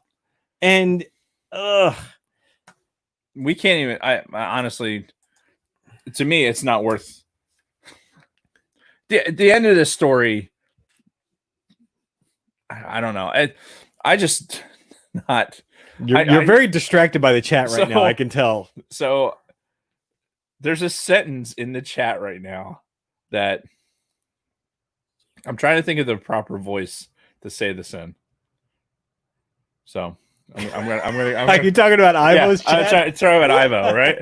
So, because apparently the play at home drinking game of the All Things Star Wars podcast, excuse me, is already working famously for some people. Yeah. So some people are already shit-faced. I am drunk at the point my cat doesn't want to lick my nose anymore. I don't know what that was. Oh, that's good shit. A little Barney. Yeah, it sounded more Barney-ish. Barney, that's what I was going else. for. All right, good. Yeah, and I can't do a Barney burp though. My burps are more Rick and Morty burp. Like right. Rick burps, not. I had another coworker, by the way, today tell me, like, oh, you got to watch Rick and Morty. I'm like, yes, I know. Everybody I know tells me you got to watch Rick and Morty. Very funny. I get it. One of these days. Anyway, Dark Empire. I don't even know if talking about the rest of the details of this. Because, again, you've got, like, the fucking rebel people hijacking 2 Star Destroyers. Yep. You've got these fucking World Eater ships. Mm-hmm. All this other stuff going on. It's so irrelevant because it gets lost in this just convoluted, rushed story that happens throughout these 6 issues. And now that you've told me that Lando did the audiobooks, I'm like, the dialogue, it would be so wasted. Like having his voice do the dialogue that Lando has right in these books. And Bronco Fett mentioned in the chat that it's kind of plays more like a radio drama. I haven't listened to it again since the mid 90s. Right. Oh, I wish I'd saved those cassette tapes, by the way. It was like in a booklet, like two cassette tapes in like a little fucking folded booklet, and it had that like, Luke with the fucking lightsaber, Dark Empire cover on the front. But like probably in like 2002, I'm just like, fuck this, and I'd probably tossed it. I'm not gonna getting a tape deck is challenging. Yeah, and I wish I hadn't thrown it out, honestly. Bronco Fett, I think he's saying it's all on YouTube. Yeah, it's all on YouTube. You can go listen to it still. Mm-hmm. But I wish I still had those original cassette tapes in that original case. I'll tell you what, I think that we should, so that the data being presented isn't spoiled by the lack of artistry. Mm-hmm. Maybe we should listen to I'm not opposed to it. books 2 and 3, especially if it's on the YouTubes. Yeah, and we can listen to it that way. Then fuck, why not? It can't be any worse, for God's sakes. right. Well, and that's the thing. The only memory I have of that is Billy D. Williams as Lando and Luke being like, "Oh, there's this dark side storm coming. Okay, I'm dark side now." And that's it. Yeah, that's like, storm. That stupid. Which we see the dark. We probably would have been better served drawing the parallels between Dark Empire and Rise of Skywalker, because that's another the force storm that fucking the Emperor creates and lights up all the ships, and there's a lot of parallels. Oh, there is, it's but just, they did it better in Rise of Skywalker. Oh, fucking right, they did. Yeah, they went with the minimalist approach, and it worked because, yeah. IVOG's going out on a limb and saying after revisiting most of the legends, you guys. Oh, hang on, IVOG's drunk to the point where his cat won't talk to him. Yeah, after revisiting, I can't. Your cat won't even lick you. All right, should we even be listening to you right now? But you guys will appreciate Star Wars novels and movies more. And that's the thing, right? Isn't that part of what we're doing as part of the Summer of Legends? Is comparing Summer of Legends. Yes, exactly. Comparing this Legends material to what we have in current canon, right? Yeah. We've already seen parallels with Thrawn, Heir to the Empire versus the Thrawn that we see in Disney canon. Right. They match up really well. Mm-hmm. Right? I mean, Disney, you can talk shit about them as much as you want if you're like a real Legends person, but they stayed very true, if not more true, to the character of Thrawn in Disney canon as opposed to Legends material. Right. Now you get to Dark Empire, and I think Disney did a far better job than fucking Legends material did with the clone emperor concept. And well, we never did Luke go into the dark side in Disney canon, right? We did have depressed Luke on fucking Luke Island. Sad Luke. Yeah. I can't even.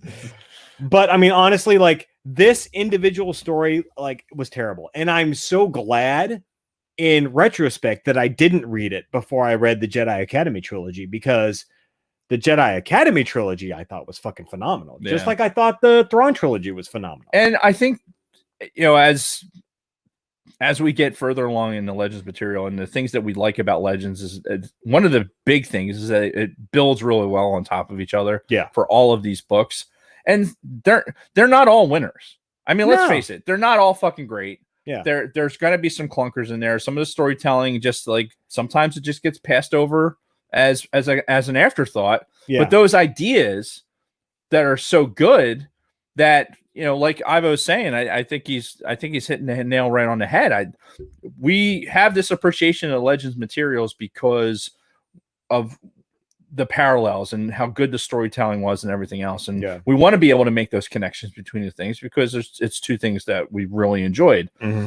And the fact that there's a clunker in there and we know it could have been done so much better, but we've said that about fucking the movies, for God's sakes. I mean, when you talk about The Last Jedi, when you talk about some of the storytelling in there, aspects of things that we probably could have been told bigger, told better. The the fact that Snoke and the cloning and all that other stuff had to be almost an afterthought in Rise of Skywalker because of it's a huge element of the story. However, you've got so much more story to tell, and you've got probably more often than not less than 3 hours to do it.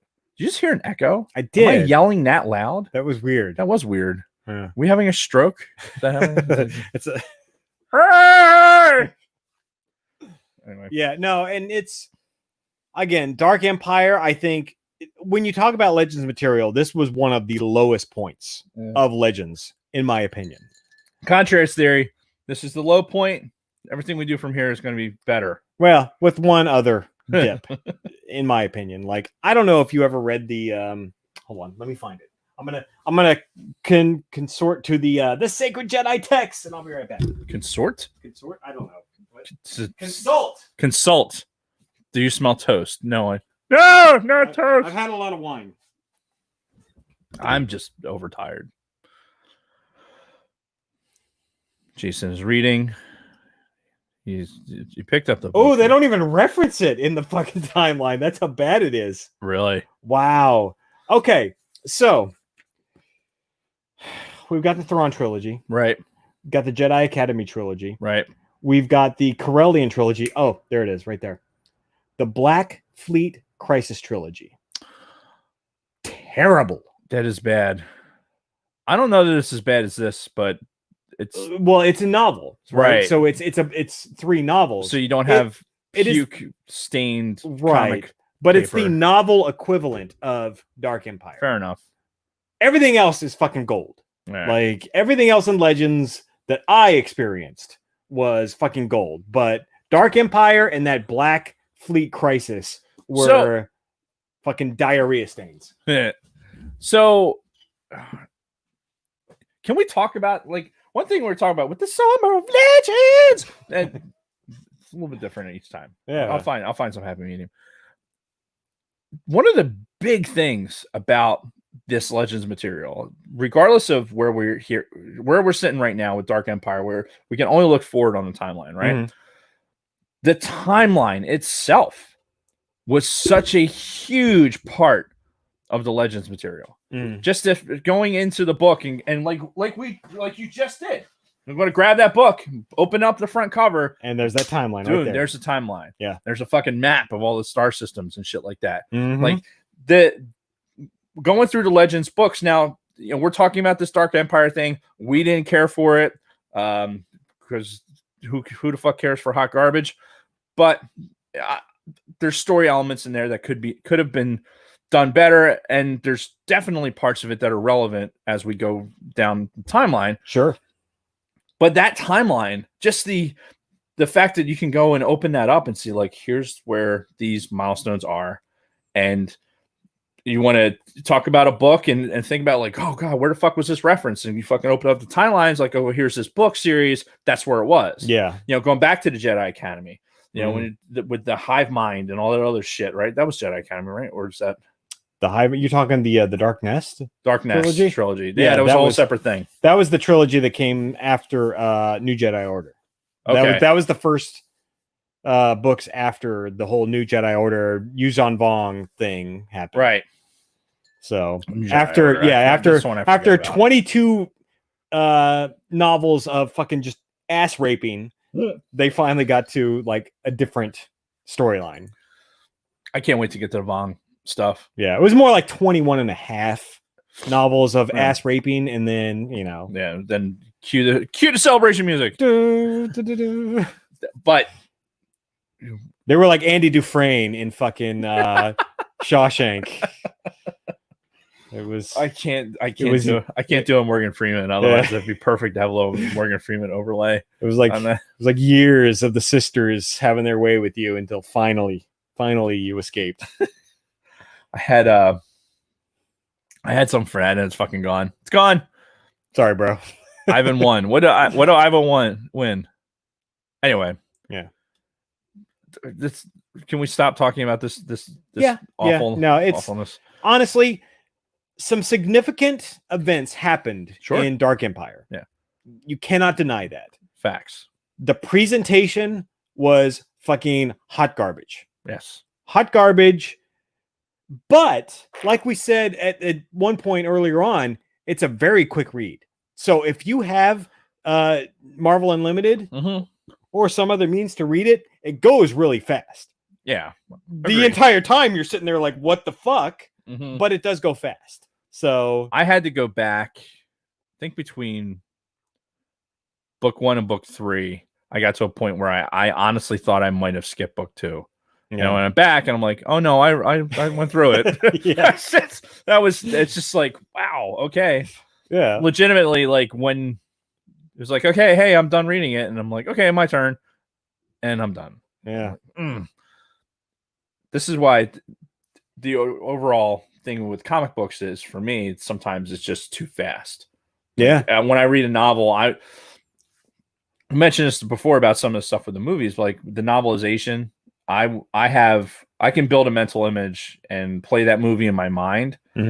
I think that's just why I enjoy books, is because I can paint that picture. Sure. Whereas if a comic book is going to paint that picture for me, I expect a better picture than what we got out of this one. But at the same time, that's very particular. Like how we read things is going to be different. How everyone else is reading. Everyone that's listening to this like have different opinions, and that's great. That's the beauty of these materials, is that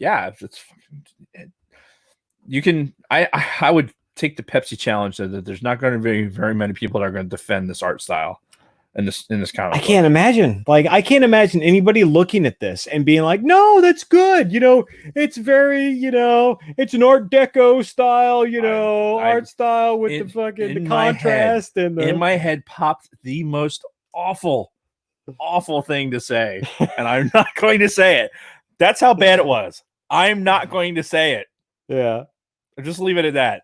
The fact that it was in my brain, I feel like that's going to do damage. And I mean, honestly, if you want to know what the best part artistically of this is, it's the covers of all 6 of the issues. Like, the covers are good. Like, you look at this like fucking picture of Luke on the cover. Yep. That's good. And that fucking World Devastator. I don't think that's the original cover art though. No, it is. I remember those from back in the fucking 90s. Oh yeah. Because I saw the Legends banner on the bottom. Like that. Leia seeing the fucking force projection of Luke, and he's like a fucking undead zombie. They shot their load on the cover art. The covers are good artistically. The comics themselves are fucking. It's ugh. All right. Are we done talking about this? What are we doing next? What are we doing next? Excuse me.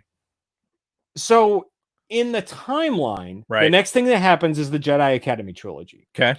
I think we would do it a disservice if we didn't spend a little bit of time actually rereading or reading for the first time, what have you. Right. At least the first book.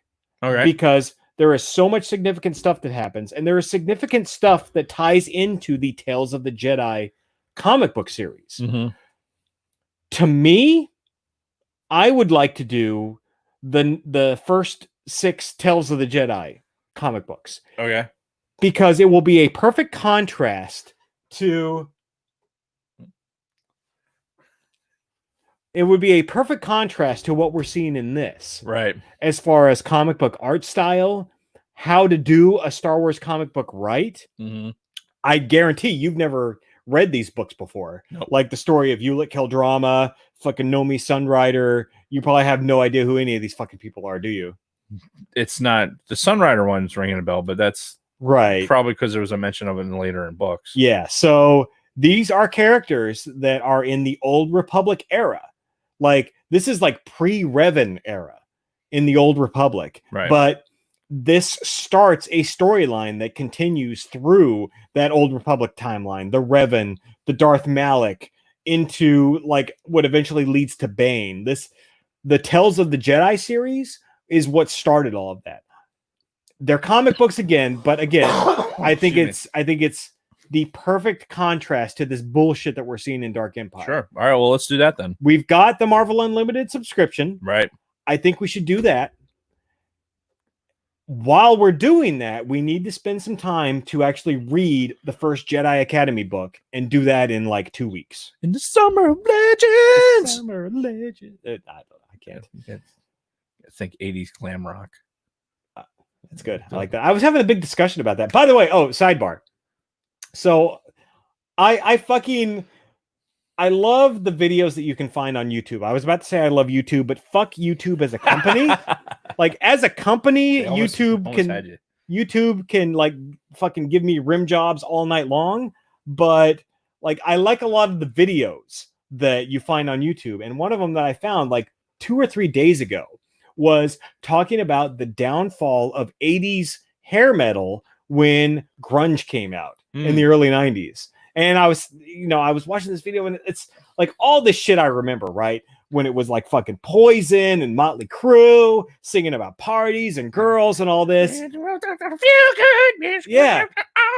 And then fucking Nirvana and Soundgarden and Pearl Jam show up and they're all like solemn fucking singing about suicide and fucking breakups and mental illness, which again, we experienced that growing up. Like we saw that transition firsthand and it's so fascinating, you know, to see that transition. But like grunge died as quickly as it fucking, emerged, which was so weird because that all happened like in high school for me, right? Yeah. From like freshman year to like junior year of high school was grunge. And then it just sounds like we're making a great plug for the Used and Abused podcast. Yes. Scott, get on that. Is Scott even in the chat today? I haven't seen him actually, but you need to get on like Nirvana's Nevermind, Soundgarden, whatever album was that had when fucking Soundgarden first hit the scene at the same time of fucking Nirvana and Pearl Jam. Pearl Jam's 10. Oh, what an album. Oh, yeah. Good fucking album. We could talk at length about that. And what's interesting is like in our adulting, right? Thinking about like as we're transitioning to adulting and thinking about the music that was in, playing in the background of our lives. You ever have that feeling? Do you ever have that feeling of like you're just sitting there, like, man, did my parents go through this? Like, did my parents sit there and have these fucking thoughts as these shenanigans were happening, like with kids and everything else, just sitting back and going like, fuck, like they had to at some point to an extent, I'm sure, but it's crazy to think about because we're in our 40s, right? We're in our mid 40s, and like I don't feel like I'm that age bracket either. Because I surround myself with fucking toys. Well, right. And you talk about like when grunge first started hitting in like 1991, I still feel like that was only a few years ago. Yeah. Like I really feel like I can remember so many details of my life. Oh my God. From that time frame. Speaking of like, now this is the Back to the Future portion of a fucking All Things Star Wars podcast. But I was talking to somebody today at work we were talking about, do you remember having to go to a fucking cash cage to get money for to go TDY? Holy shit. You remember that? They actually handed you money. You went with a piece of paper, said, hey, I'm going on this fucking TDY. They gave you cash, leafy, greeny, spending money to fucking, and that's how you got fucking money. And then you basically submitted receipts after that, and they fucking like that's the type of wow. There's entire generations of military people that's like that seems insane. Yeah, like they actually give you like there was paper money being exchanged for your goods and services.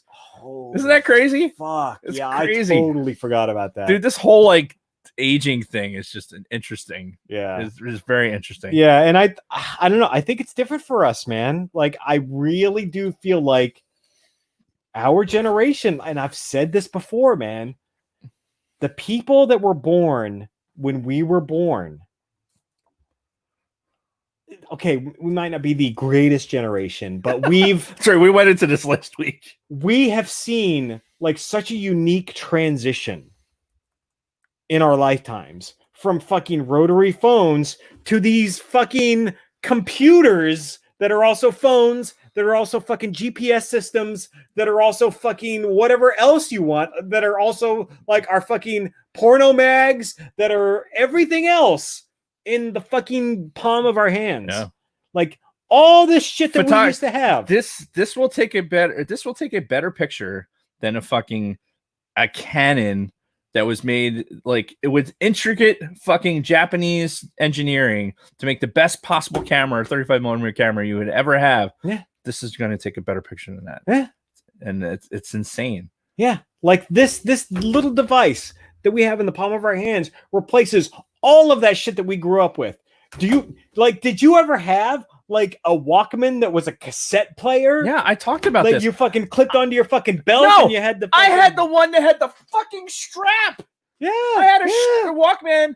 The belt clip was like a new feature. Right. That was like, oh, look at this. And now with a belt clip, like, holy shit, we have reached the pinnacle of technology. We put a belt clip on our Walkman. Get rid of that stupid strap. Like, Yeah. Those were the fucking... And they were the best of times. I feel it like was the worst of times. Us, Generation X, we're the only generation that has seen this, like, such a fucking drastic change in technology around us, and we've been able to adapt to it as well as we have. I think 20 years from where we are right now, and they look back along these timelines of where the technology was, because we're still in it. Like the level of innovation that's happening with these technologies. That's what do we say? I don't know. Those of us that were in computers back in the 90s were like, well, what's limiting us right now? Okay, it's storage space, right? Yeah. How much could you actually put through a hard drive when you have platters that are going right? The first computer my family ever bought, our hard drive, it was 100 megabytes, right? That was the massive. biggest. That was the biggest. Like, I can't believe 100 megabytes on one hard drive. You would never fill it. And even working in the career field where we were building the latest technologies using SCSI drives and fucking, you start getting into programmable BIOSes and you're not hitting dip switches. I worked in the industry when we were still fucking multi-million-dollar corporations were still buying the latest and greatest computers that had fucking dip switch settings that you had to do. Not the jumper settings that fucking no. Actual setting a dip switch in order to make the fucking BIOS work properly. Like, and that was in 1990 fucking 97, 96, 97. Yeah. We're talking. So the fact that we can go forward 20, 22 years, 23 years from that point, or 25 years, whatever fuck it is, fuck math, and go forward in that and see where we are now with this, the accessibility technology, the shit that like Helmet Fire right now, like when he was working on our crawl, like the aspects of the editing and everything else. You think of what they had to do when they were making these movies that we love, making Star Wars, the earth-shattering technologies that George Lucas was coming up with to make these movies look so hyper real with miniatures and everything else. We can do that on our phones. You can, dude. Think the fact that I can have. We didn't even get to talk about this. Oh yeah, look at this motherfucker. Technology. Look at it. Think about what we're doing right now. You and I, basically, we're having a talk radio show, right? Yeah. This would have required a fucking, oh my God. Can you imagine a studio backed by a multi-million-dollar fucking, radio corporation that has, certain bandwidth reserved and everything else, certain frequencies and everything else. You still had to have a fucking agent that was giving hand jobs to be able to get your fucking your LP or your single or of whatever it was out to radio stations. Like that was in the 90s. That shit still had to happen. Oh yeah. And here we are. It's all ones and zeros now, which is fucking great. Yeah. And why are we talking about this? Lunar Girl is like schooling everybody. They're like, oh, I don't know what generation I am. I was born in 87. Lunar Girl's like millennial. But we talk about this, and if we bring it back to Star Wars for some reason, maybe because of Star Wars podcast. Yeah, maybe. But you bring it back because we're looking at these elements of even the story as it's being told in the 90s. The inequity. Sure. Not a good word to use right now, but whatever. Just looking at a comic book that we know is inferior to even what was going on in the time and looking back on it, because we're looking at it and on a perfect screen. Yeah. Like even if it's this size. Yeah. It's the image quality is as perfect as it's going to be. You get to see how perfectly imperfect that fucking medium is. Yeah. And you're fast forwarding to as we go through these technologies. And like I said, you made the comment a week ago, maybe about how a week ago. The only reason I know that is from the fucking other podcast. Yeah, the Project VCR. Never heard of it about a week ago. I had no idea what that was until I heard that. Yeah. Anyway, as we're exponentially increasing in what we're able to do with these technologies, then Star Wars gets to a point where it repeats itself, or in 20 years, you're going to have another crawl because they're going to be dipping in a well or whatever. But what is that technology going to look like? What is the fucking space capsule that goes off in 2020 compared to what a space capsule was in circa 1960, or the cockpit of the fucking Space Shuttle Columbia, or the Space Shuttle Atlantis when they did, like, this is what a nerd I am, right? Yeah. I can tell you that Space Shuttle Atlantis was the first one to have a fucking glass cockpit of the space shuttles. Like, everything before that was fucking steam gauges. Well, Atlantis and Endeavor both had fucking CRTs, which in the airplane we used to fucking fly on, that fucking CRT technology was in 1985, 86. That's an avionics suite with the CRTs. Big, heavy fucking CRTs. And now it's fucking amazing. It's amazing to think about. Yeah. Well, and I look at it from the perspective of video games, right? I can remember going back, like any of you who are PC gamers, going back to 2006. Okay. Half-Life 2 came out. Just this monumental technological achievement in video gaming for PC gaming. And I'm looking at this thinking, I don't know how computer graphics can ever get better than this. Right.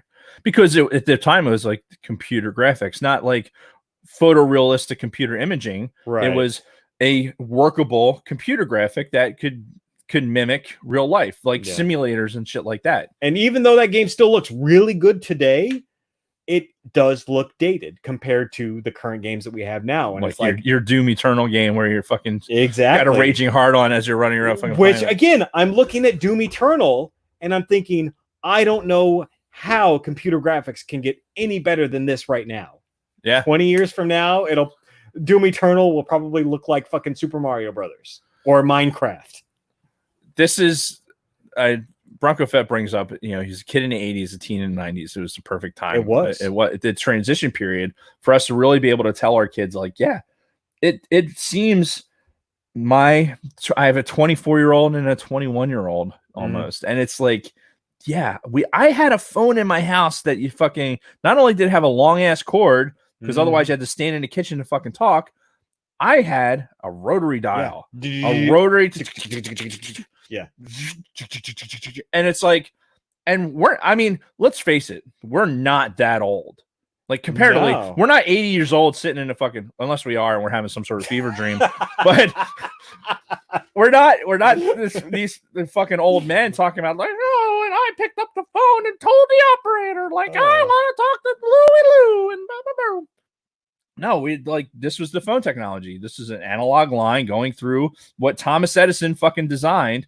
And then we went from that suddenly to fucking, we don't even talk on the phone anymore. Yeah. If I want to communicate to the masses, I do it via a podcast, or I do it via YouTube and create content and text and send emails and do all this fucking thing. All that fucking technology goes out. I gotta fucking piss like a monkey's racehorse. Yeah. It's happening right now. And just to kind of piggyback on that too, because with the video chat, like, I know this was, for the longest time, it was kind of a trope in movies, like the whole someday we're going to have video chats. Remember Back to the Future 2, where they had the video chatting on the television screens, which, again, back in like 1990, when Back to the Future 2 came out, it's like, oh my God, there's no way we'll ever get to that point. Yesterday, I'm doing a video chat with my brother and my mother who are in California. I'm in New Jersey, just on my phone, just looking at them, clear as day on here. So yeah, it's crazy the way that the technology has advanced in our lifetimes. And to, again, circle back to Star Wars, the Star Wars movies are going to continue to be made. Star Wars comics are going to continue to be made. I can only imagine what the shit's going to look like 5, 10, 20 years down the line. Thank fucking God. Holy shit. Yeah. And the hope is, now that it is under Disney ownership, that Lucasfilm, at its heart, continues that tradition that George Lucas had of constantly trying to push technology. Because that's what Lucas did, right? Yeah. With Star Wars in 77, with the prequels starting in 1999, Lucas was always intent on, I am going to push this as far as I can go. Oh, man. I'm going to push my developers and my crew, and I'm going to say, how do we make this happen? We can probably do an entire podcast on the fact that Disney does not have that level of, they haven't had that level of innovation since people were still inking storyboards and like how the original animation was. I mean, that's kind of indicative as to where Hollywood in general is going, not just Disney. It's all about just reboots, sequels, and like just keep the cash flowing in. Whose space bar is broken? What? I think of it more along the lines of what it's a business. Yeah. You know, it's a business. It's not a business that, hey, we're going to make these movies that's going to generate income, that's going to create these amazing places to go on vacation and kind of lose yourself in this imaginary world, like when you go to Disney World and things like that. Mm. You know, if there's anything they're going to be innovating, it's probably in that arena. You know, whether they invest in the technologies to actually make movies and the making of movies that much better. Like I hate to shit on Imagineering because I'm sure it's still a real thing, but what have they done for us lately? Right. And how they're making Star Wars better. Right. By because making malfeasant fucking 3.0. Ultimately, all of this started off as art, right? It all started off as some sort of artistic vision. Right. Not a vision of how can we make more money? How can we maximize profits? How can we please our investors? It was one guy who just like, I have this vision. I feel like I can make what I'm seeing in my head appear on a screen so everybody can see what I'm envisioning.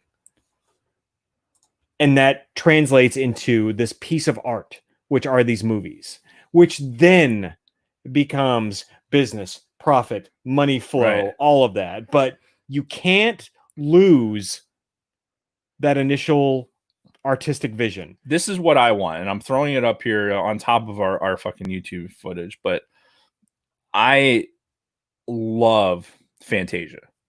Oh yeah, the original? Love the original Fantasia. Yeah. The music, the artwork. It was good. It was very gutsy too. The source, yeah, exactly. And that's something that, look, we're going to do this entire thing. It's thematically, it's going to have different temperatures, different themes throughout the entire thing. Yeah. With orchestral music that you're familiar with, some that you're not. Mm-hmm. And, you know, seeing Mickey as the Sorcerer's Apprentice, like that's my Mickey Mouse. Yeah. Like for me, like Sorcerer's Apprentice Mickey is the fucking tits. Yeah. And that particular, I think it's 7 minutes and 30 seconds, I think, is Sorcerer's Apprentice, like that. Something like that. It's relatively long. That in my head, the painting of that and these elements of the water moving it's beautiful. and that's what I want to see Disney do. And even if they don't do it with Star Wars, I think they need to fucking start. They need to start pushing that. Right. They pushed it. With fucking level of animation that they had going into The Little Mermaid and The Lion King. Yeah. And then let's Lion go to King. like the Toy Story and start going along those routes with The Incredibles and stuff like that. Yeah. And now I think that the stories themselves have there's good Disney stories. Like as an older person, I can look at it's like, yeah, okay. Like like Toy Story 3. Think about it. Like, even though we're like at our third Toy Story sequel, right? So tough to watch. But it hurts my heart. Exactly. It hurts my heart when I watch this fucking movies. It's something that, like, story wise, yes, they can still tell a real heart wrenching story, but I know my toys fucking. I was one of those kids that fucking. I thought I felt guilty when I didn't play with a certain toy. Like, oh my god, that toy's feelings are hurt. Yeah, but I mean, they need to get back to that place where they were constantly trying to push the technology, trying to push the art. And if it's not Disney, it's got to be somebody. Yeah, somebody's got to be out there doing it. So The moral of the story is, kids, like, what do we learn today? Well, the first thing we learned is that Bronco Fett has a real issue with me shitting on the Black Fleet trilogy. Well, which we'll get to that at a later episode. Right. We also learned that the space race, this next generation of space travel, is kind of a big deal. It is, right? We learned that I was going somewhere with this. Like, this was going to be a bit. And like I was like, I had to like this build up. Was it like about how this first Dark Horse comic series was shit? No, and it went up from there. That would have been like, I'm talking like a 35,000 foot view. Are you talking like Gen X kind of thing? No, fuck. If I can't see, this is. You need to get some sleep, man. Fuck, I do need to get some sleep. It really felt like you were going somewhere with this, and I was like, oh, this is gonna be great. You had me, I was crash and burn, Maverick. Crash and burn. Wow. I can't. Ivo's cat won't lick him. Yes, we did learn that. Anyway, I think I can't. It's gone. It's fucking gone. It was brilliant. It was fucking brilliant. It was sunshine pouring out of my fucking face, and it's gone. He'll text me later at like 9:30. He's gonna text me. He's like, "Oh fuck, I meant to say this." And I'll start the notes for the next thing just so I put it down. Yeah. Sacred Jedi notes. The notes. Summer of Legends. Well, that seems like a really good point to end this episode of the podcast. It is turning into a fucking fever dream. Yeah, well, that's been going on for about 30 minutes now. But either way, we hope you guys enjoyed this. Yes, this is one of the lower points of Legends. Hopefully we start climbing back up. I'd like us to do Tales of the Jedi for the next episode, whilst we also start reading the first book of the and I don't have it. So I have the other two books in the Jedi Academy trilogy. I don't have the paper book, but we'll talk offline. There might be some ways to Roger that. Make this happen. Either way, yeah, I think we should go Tales of the Jedi into Jedi Academy for the next 2 weeks. Sounds like a plan, Stan. Please do the Legacy comic. Yes. Okay, I know they've been talking about the Legacy comic, which I don't like it when he invades my space. Courtesy of our good friend Bob Healy, we have all of the Legacy comics. So, yes, we have all of these fucking thick-ass trade paperback Legacy comics. I would like to get through these because I've never read them. I know the concept of them, which is like a descendant of Luke Skywalker, like 200 years in the future. I'm all about it. So I would love to do these. And we have plenty of time during the Summer of Legends. Yes.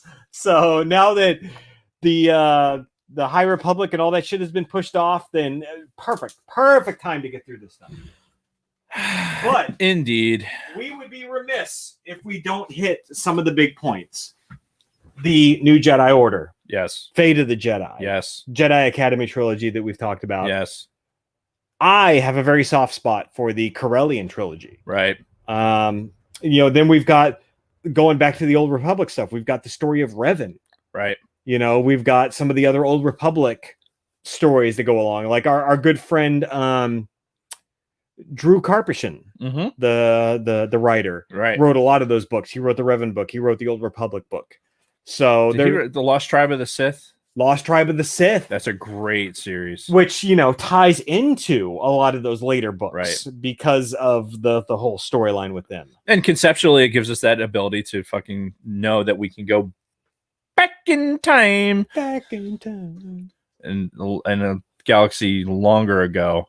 Yes. And further away. Yes. Yeah. So that's that. Let's do it.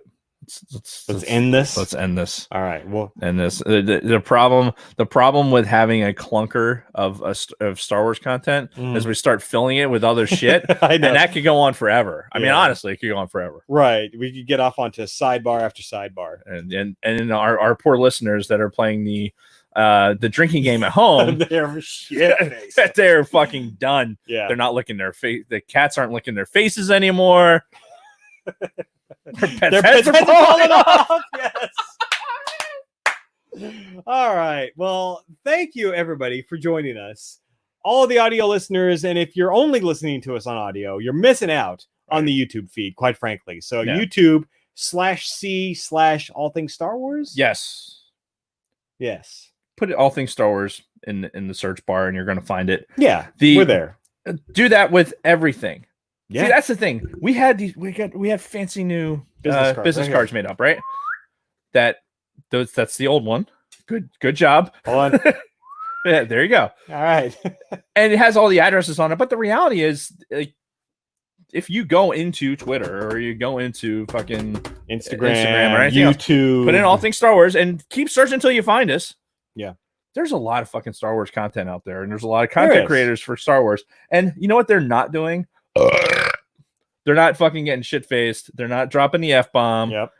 Or they're not being politically incorrect. Right. You know. And they don't have sweet sacred Jedi pops. Yes. You know, they don't have recurring bits like we have. They don't have the dedicated listeners like we have. That's fact. The people that join us every single week in the YouTube chat, they don't have that. They don't. You know, we have the fucking best group of people. We do have the best listeners. Your Frederick Martins, your Lunar Girls, your Bronco Fets, your Isaac Sipes, Ivo G's. We have just got some fucking awesome people in our YouTube chat. Tevin Daniels. Tevin, yeah. Tevin, is it Daniel? Yeah. Yeah, he's only been, watching us and listening to us for months, if not years. I know, but it's the Tevin part, easy. The last name, now I'm relying on my fucking the eidetic memory. Like, wait for this shit to populate. Sometimes there's like a blank and it just has to populate with an image. And then that image looks like something's like, hey, select the cars out of this thing. Are you a robot? Like that. Okay. Dude, I need to get some fucking sleep. I really do. Dave's losing it. Jesus Christ. All right. Well, on Thank that God note, I didn't drink anything. We are going to close this out, but thank you again to everybody who's been watching us, following us, listening to us. Check us out everywhere. We're on Spotify. We're on fucking iHeartRadio. The iTunes, the Google Plays, the podbelly.com. And I think what I'm going to do is I'm just going to make a link for every single one of those. And I'm just going to paste that into everything that we do from here on out. Probably we should have been doing that. I think we were doing it in the beginning and then got a little lazy about it. So when you say we, that kid, you really mean me. That fuckface Jamie, that lazy ass executive, our producer, our producer, that motherfucker, he needs to be fired. Indeed. So, all right. Well, until next time, Dave and everybody else, may the force be with you. Be with you. Did it make it all the way across? She's very awkward looking. Just my arm going into your space. Okay, now what do I click? Oh, it's good shit. So, Bronco, PSU doing football for sure. No idea. I have no idea. I'll be honest with you. I've avoided a lot of like actual media just because I don't need that kind of stress in my life right now. So I'll worry about football when it's time to worry about football. When the city stop fucking burning. If I can make any difference at all in that decision tree, then I would voice my opinion on it. But I mean, there's still part of me that we're getting it right in the summer. We're in the summer of legends. Then so go pee. We're on. This is the after show. I'm gonna go Utah. Is this okay? Now I talk. No, you talk. No. Anyway. I don't know. I don't know about football. I miss sports. I really do. I miss sports to be able to be in the kind of the background of my life. And excuse me. So I've been filling that with other nonsense besides our podcast. Thanks to Helmet Fire. This is exclusive for the YouTube audience. I am now drone enabled. I got myself a drone. It came in today. I opened it already, but didn't really like unbox it. It's the mate. We're gonna go with Mavic. Mavic. Anyway, the Mavic Mini the everyday fly cam. Fly more combo. Be more fly. Boop, boop, doo. Dude, the fucking case that it even comes in, it's got the waterproof zipper and all that, and you just unzip it, and it's just so glorious. It smells good, and then it's all nicely laid out in here. The remote's here. I think these are batteries and shit like that. I have to charge it still. And as helmet fire Mavic, like Maverick, he told me I need to have this charged up before I turn it on. And he also said, get the combo thing. Like, if you're going to buy one of these things, get it in like the combo pack, because I'll have combo. No, just the combo. You ever go to Wendy's? Like, I love how in Wendy's now, like, well, they've been doing this for years at the one in Wrightstown. Yeah. But like, they force all of the fucking drive-through attendants to ask you if you want to try a combo. Like, it starts off with you see this whole progression. It's like, hi, welcome to Wendy's. Would you like to try a combo? And then, like 6 months later, it's like, welcome to Wendy's. Would you like to try a combo? Then a few months later, it's like, would you like to try a combo? And then you get up there, it's like, try a combo. So. Yeah. Is this thing on? Yeah. Try a combo. Like, listen, Chick-fil-A established this unrealistic standard of fucking politeness when going through a fucking drive-through. Yeah. So when you go through Wendy's, you might as well be going through some fucking, Nordic Viking ritual of getting food. I don't know where I was going with that. Right. God damn it! I had such a good fucking I was building a foundation. I was going to here. I was going to be like. You sounded like you were going to set it up. It was set up, and my brain stopped transmitting. It's not like it's the first time that's happened, though. And it was fucking gone. Like, as it was like mid-sentence, as it was coming out of my mouth, gone. Fuck. God, it sucks to get old. Indeed, it does. I have to tell Rob we're gonna have to do knife thing later. I'm too tired. He's gonna be very disappointed. So, like, were you gonna give him a knife, or were you just gonna show him your knife collection? Well, I think there would have been opportunities for potentially to procure something. We might still do it. Whatever. Don't have to do it for a show. Yeah, he's gonna be very sad if you don't like at least show him your knife. Let me go get. All right. I can tell him to come in here. You should just tell him to come in. All right. Here.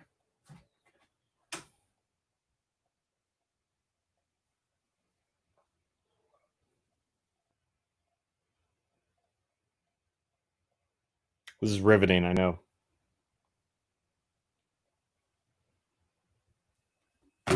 Fuck. I didn't close StreamYard, did I?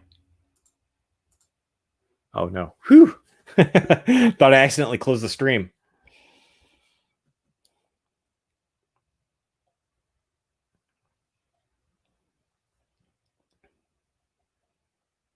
So, yeah, my son's been really into knives. We talked about this last episode.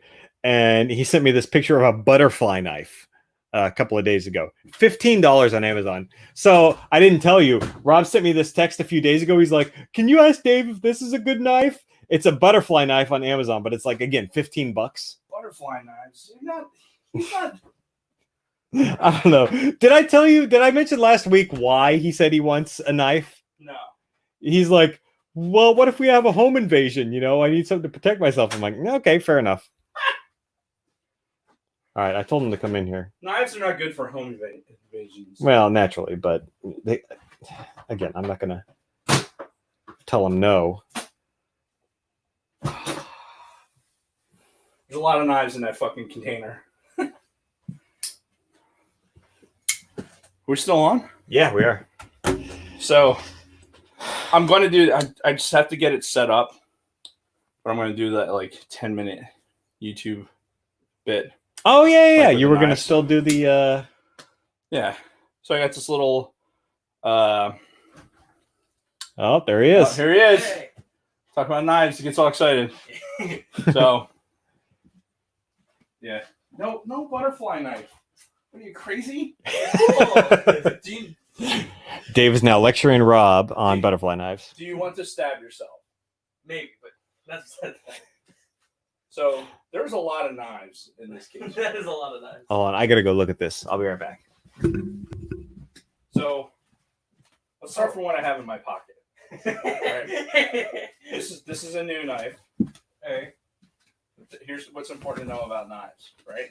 How they open. Right? So this is called a flipper. Rule number one: don't take them into an airport. Not unless you want to lose them. Yeah. But a flipper, it's using basically just mechanical energy from your finger to open. How are you supposed to close those though? I can never figure those out. So something like this has got a locking mechanism that it's steel that they put like almost like a spring. So you push that over and close it, and it's closed. Alright. So flipper opens. Those are cheap. That's like that one's a little bit more expensive because I wanted the carbon fiber handle. I think I'm supposed to push this back and then. Yeah, see, a couple things with knives. Like, they're sharp, right? Yeah. So you're not gonna like put a little guillotine like, oh, let me close this, and then see how deep it'll go.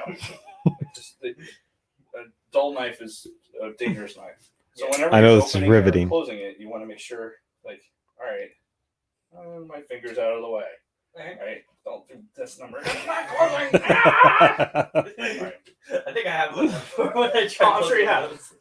So then you have something like this, this is like super expensive issue to us in the military ones. This is an auto opener where you push a button and it opens. Alright. And push one and it closes. You can't afford that. It's a lot. And you have like this is a boot knife that I had. I had this boot knife for fucking ever. I remember that you carried it on you for the longest time. Yeah. But it's double edged. It's called a fixed blade. I'm not going to talk about that. This is a preview of Dave's YouTube knife channel. Yeah. Swiss Better Army knife. scripted. So yeah, standard Swiss Army knife, right? These things are the best. Like for like no shit. We're talking about like I usually have two knives on me. I have my really cool looking knife that's a lot of fun. Then I have a Swiss Army knife in my pocket because it's way more utility. Yeah. But it has scissors, it has actual useful purpose. This one, not as much because it's just a simple blade. But it locks itself open. That is really cool. Swiss Army knives are the shit. Okay, that is a lot of knives. Jason, do you remember this? You remember making this in survival school? Yes. Is it? So, oh my god. when we were in survival school, That's the issued one that they give us. Yeah. Yeah. Holy shit! I bought one separate. Oh, really? It's just like a Swiss Army knife. I think I still have mine. Honestly, This is it's made by a company called Ontario. It's real nice stainless steel knife. Good blade for like cutting apples or coring or whittling or something. But or rabbits. not as much. I mean, it doesn't. The point isn't very sharp, so it's not going to penetrate. But it has can opener and all that good stuff. The fun part about this is they gave us this is parachute rigging. So this is like this stuff that you actually connect the parachute. So that stuff's not going to break? It is not going to rip, not very easily. And they gave us this giant sewing needle and said, "Okay, you're going to make a knife case out of it." So that's what we did. So and I kept mine. That's really cool. So yeah, Swiss Army knives are a great starting place. You have like think of this as a buck knife. So it's easy open, locks in the back.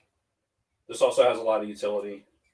Relatively small, relatively light, very sharp, and actually has a lot of useful purpose.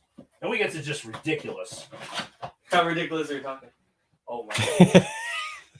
You remember this? I do. This is another knife that they issued us that has no good reason to have it whatsoever, unless we're putting in our teeth and fucking coming at it like in a Navy SEAL movie. Like, this is a fixed blade. Very illegal. I have no earthly idea what I would ever use this for, aside from like putting it on display with a stormtrooper helmet on the end of it. Just have that on a stand. Yeah, no practical purpose whatsoever. It's another like this is the actual like this is a Winchester knife. It's actually made in the U.S. It's not bad. This is a buck knife, and Same style opening. But these are also made in the USA. Good steel. That's really cool. Yeah, these are these get passed down through generations. It looks old, but it like also looks super new at the same time. Yeah.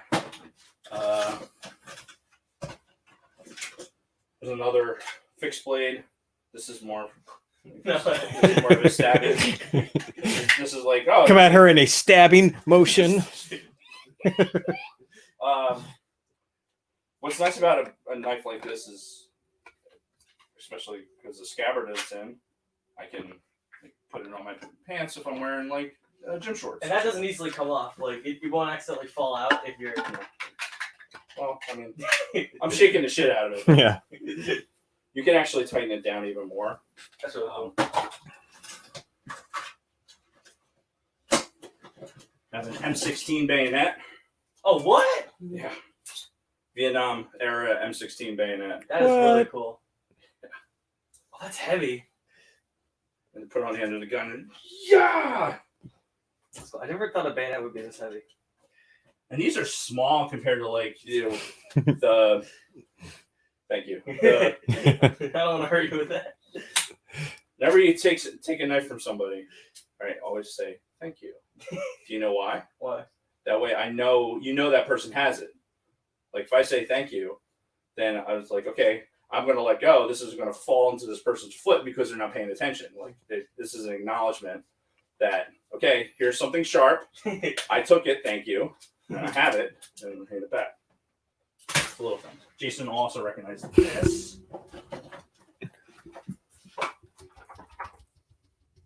Yep. It's called a bolt knife.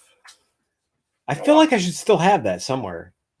I bought this after the fact. I had no money on going through survival school, so I didn't buy any of this shit because you could after we went through survival school, you could buy this shit at the store. Maybe I gave it back. I don't know. Yeah, we had to give the ones they gave us to take in the woods back. Yeah. But yeah, this is called a bolt knife. I've used something like that before. When have you used something like that? I was helping Uncle Anthony landscaping, and I had to cut a lot of the weeds that we were digging up. And You I have used a bolt knife for that? He was an army guy, so. Yeah. Makes sense. This probably wasn't a bolt knife because this is more like Air Force uses. The probably would have been a K-bar, which is a very similar knife. Fixed blade. Yada yada yada. The one he gave me was very sharp. This, God. I put a handle on it. Like I put a 550 cord handle on it. This is a World War II throwing knife. That I shined up and put an edge on it, but I ruined it as a throwing knife. But it looks cool. I still have two of the original ones. In fact, my father-in-law and I were throwing them the other day. Just throwing them at each other. Well, not at each other. Don't throw knives. Here, catch that. But if you're going to throw a knife, then you should use like legit Oh my god. throwing knives. Like, I can't believe, like, so this is I knew Dave always had a lot of knives. I can't believe he has this many knives. on your property right now. Yeah. The best part is I drove into the base with this today, like in the back. I'm like, if I get randomly searched, it's gonna take them 3 hours. Yeah. They're going to have a lot of questions. Yeah. So these are legitimate throwing knives, very well balanced. This will stick in the wall if I throw it. Perfectly balanced as all things should be. Such as this is the way. Yeah, this is the way. Hibbard Hibbin makes good throwing knives. Bronco Fett says, "Go Army if you really want knives." Yeah, he's. I guess that's a backhanded way of like dogging the Air Force. I guess. So I'm pretty sure I have a better knife collection than most Army guys. But we won't talk about that. Yeah. You should have probably a really big army, like knife collection in general. Yeah. Like, a lot of these are repeats. They're not the same knife, but they're the same type. I got about 10 throwing knives, a few buck knives. There's 6 total throwing knives in here. Oh my god. Because I have a cheap SOG. Like, these are cheaper. I wouldn't mind. Like, it's cheaper metal. But Okay. I don't think that. Yeah, don't grab a white blade like that. Okay, sorry. Like that. And you say? Thank you.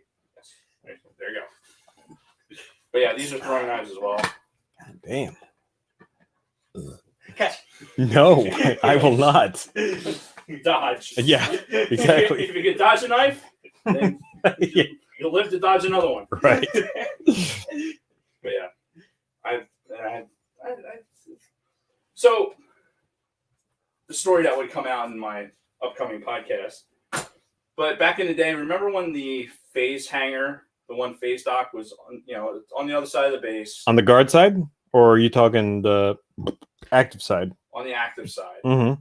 when that was still the guard side.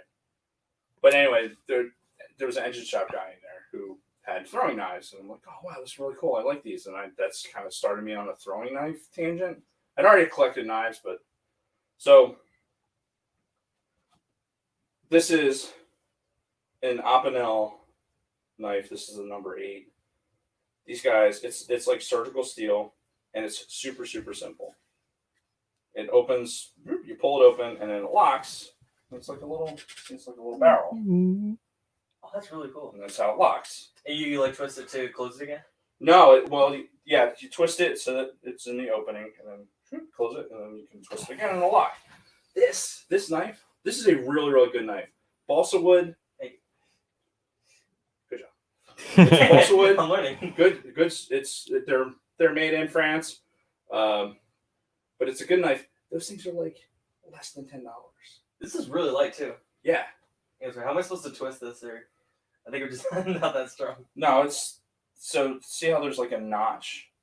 There's a notch going across like that. So you want to slide it out of that notch so this area is opened up. All right. And then you just pull it out. Or? Yep. No. Snoozing. Snoozing on a job. I have all kinds of good ones. Yeah, this is really cool. Looking for one in particular. Yeah, this is one of my more recent ones. Like, it's an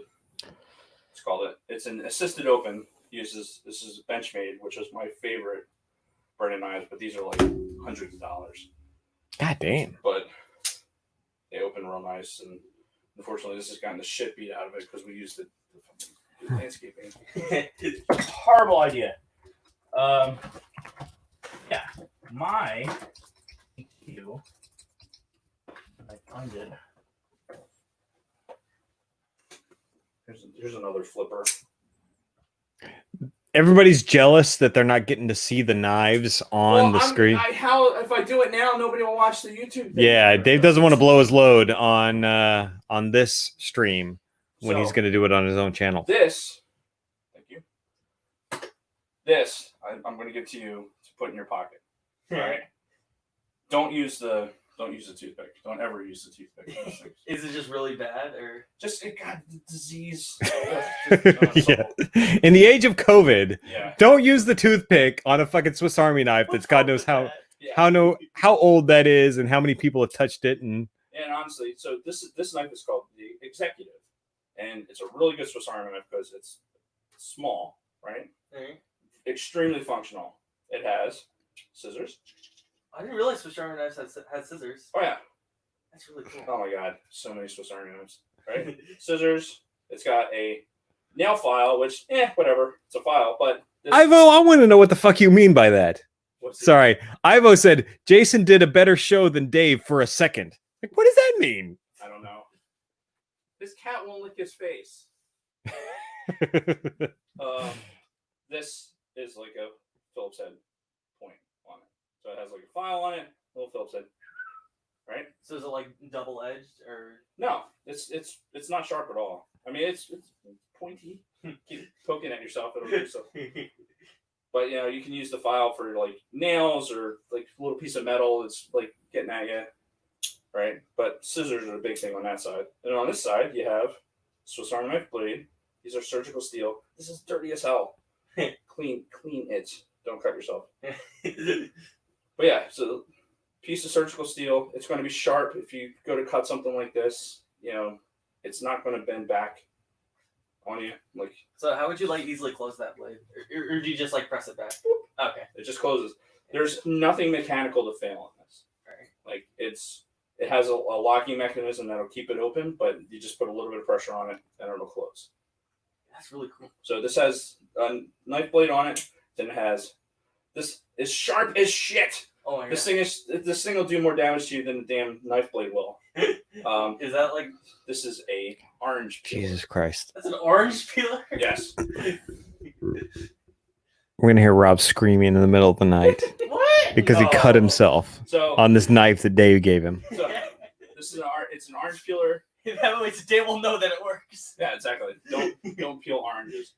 And this is a flathead screwdriver. So. But yes, this is where you start. Not with random hook blade of justice that looks really cool, It's a but karambit. it has no functional purpose whatsoever. It's used for hunting. A lot of Hunting. When do you hunt? My 17-year-old son, who does nothing but play Call of Duty all day, is like, well, I need it for hunting. Yeah. What are you Oh my talking God. about? Better off. Like, all right, well, let's go hunting. All right, take a little bit of this. Jesus Christ. Dave has an axe. He has a throwing axe right now. And he just gestured it in my direction. Oh my god. That's Yeah, amazing. that's fun. That has actually been thrown a bunch of times. But like this is like actually throwable. Like that's Yeah. what you're supposed to do with it. And honestly, I can't it believe doesn't I'm do a watching this great right now. job at chopping down wood. What's with the holes on that right there? So functional purpose is to, like, if you have something that you're trying to pry off, like you can, like, all right, here's a stick or a piece of steel or something, stick it through there, plink, you can break it that way. And plus makes it lighter, right? If I have a piece of steel and I put holes in it, then I've made the steel lighter, but haven't actually changed its shape. And now it still retains the same shape. It's a little bit lighter, and it's just as strong, especially with circular holes. Alright. It could go in the whole structural mechanics thing of that. But yeah, like this is designed for, like, the side bit is like bang, bang, bang, and then 10 pace. This is just for throwing people, and this is for, like, cutting sticks and stuff. This is advanced. This is where you live right now. Start there. Start there, and when you can prove that you don't cut yourself every 3 seconds, Right. like I would clean it with just get dish soap and just clean it with a paper towel. Just be careful of the edge. Alright. Like this, Bronco, like, published this Dave and Rob talking off screen as Dave is showing him knives and then giving him a Swiss Army knife. Yeah, so you graduate into a bigger Swiss Army knife, and this is called a Woodsman. It does not have scissors, but it's a real nice blade on it. We'll put this away for later. Wait, which side of this does have the scissors on it? You gotta play with it. You'll figure it out. Yeah. And I don't have fingernails, so it's not like a nail thing. Like, I literally, my fingernails are down to the nub. So it's just a matter of grabbing it and throwing it open. Oh, that one's hard to get open. That's the small. Yeah, that's the small blade. Oh, I thought that. Hang on. I don't know what people use that for, honestly. Yeah. You need Just to like get some of them have an awl. Like, who needs an awl that often? Does it have a nail file? It does. Like, why? That was the one I always wondered. Dude, Like, I use the shit out of that. My executive, I use the shit out of the nail file for what? because I'm bored. filing your nails. What else do you use? Okay. Gay. Like, Swiss Army knife. Swiss Army. Oh, look who's talking. It's so many different I variations. think my son just called me gay on the air. Yeah, I did. So disrespectful. Suck it. So anyway, yes, this is almost all of my knives are in here. Those are almost all of them? Almost all of them. Oh my god. I'm sure there's some that are not. I can only imagine your utensil drawer where you have butter knives in there. It's just more of these. I have real nice Henkel friggin' knives that get abused at the house, and it's just You need to get like a pegboard and just have all your knives on display. honestly, if you're at home, if you're playing the at-home game, and off-screen Dave is talking about knives, like that Opinel, like these are great, just household steak knives, like for using for chopping and stuff like that. This is a number 8. They come in smaller and larger sizes, but it's the same, very simple functionality. Also wood handle, piece of surgical steel, sharp as shit, and people use these as regular utensils. Yeah, it's really cool. And it's pretty. It's a good looking knife. Anyway, so yeah, that is the executive. Use it in good health. Don't lose it. Definitely. Don't take it into school. Yeah. That was the first thing that I said when he sent me that first link. I'm like, what are you going to do? You're not taking it to school. Well, the problem with taking it to school, then it no longer becomes yours and becomes somebody else's because they're going to take it from you. Yeah. And it will be somebody that doesn't appreciate knives. But yeah, highly recommend the executive as a starter knife. And I don't have mine in my pocket, but yeah, I carry one of those for whatever reason. So I was swapping our DDCs anyway. But yeah, I have like 3 of those that have my name on them. I like the scissors. Yeah. Part of this. This is really Dude, cool. the scissors, it's super practical. Honestly, you have a little blade for if you need to cut something. You have scissors. You have a Phillips head. And you have a flathead. All right. Like, and that Phillips head is big enough for like when you have a toy that has a fucking, you need a Phillips head screwdriver, like a tiny one that fits in there. Hang on, wait, which one is that? Is that like is that this really sharp blade right here? No, that's the flathead. Okay. What's happening over there? We're talking about like Lunar Girl's oldest is 16, mine is 17, and then Bronco Fett chimes in with something like somebody might be with child soon. I'm like, what? What? The Philip Is Bronco does Bronco have a spawn? Is he getting ready to produce a spawn? Oh, I think that's what he was alluding to. What else would that mean? It was a very cryptic message. What? Well, that'd be awesome if that's true. I'll keep my fingers crossed for you, buddy. Yeah. Like your dad probably has a dozen of these things. Yeah, kids are the greatest thing to ever happen to you. What? What? Yeah, you graduate from that into getting a good multi-tool. Like this one's a real nice one. The Wingman, because it has pliers and wire cutters. Does that actually have a knife blade on it? Oh yeah. But wait, there's more. Oh my god. Let's see. That is really Real cool. sharp blade. And subscribe to my YouTube channel when I started. Yeah. Well, That's the least you could do for all of this. Yes. But yeah, enjoy. thank you. This is really cool. That is a good practical. So I guess the $15 butterfly knife is out now, Rob. So here, you will notice that there's no butterfly knives in here, and the reason for that is it's one of those knives. It's like, oh, it's really fun to like throw open and close and everything else. It will destroy your hands. You will get it. You will be scarred for life. If you are really interested in getting one of those, then what you have to do is they have dummy ones that don't have a blade on them. They're called something. I can't think of it right now. I'll probably end up getting one just for the show. But yeah, so you get one and you can practice the opening. Like you see people, they like swing it open and close. Like Main reason I want one. Yeah. And that's kind of like people use it as a, like I play with my knife all the time. It's like, it's a hand tick. Like it's just something to do with my hands. So the butterfly knife is good for that. Yeah, that's what I do with the knife in my room. I just like fiddle with it. Butterfly knives are Wait, what knife do you have in your room? Pop gave me his old knife from Boy Scouts. Oh, Jesus. I did not know this. Yes, you did. I told you about it. I have no memory of this. You did. You actually mentioned it to me.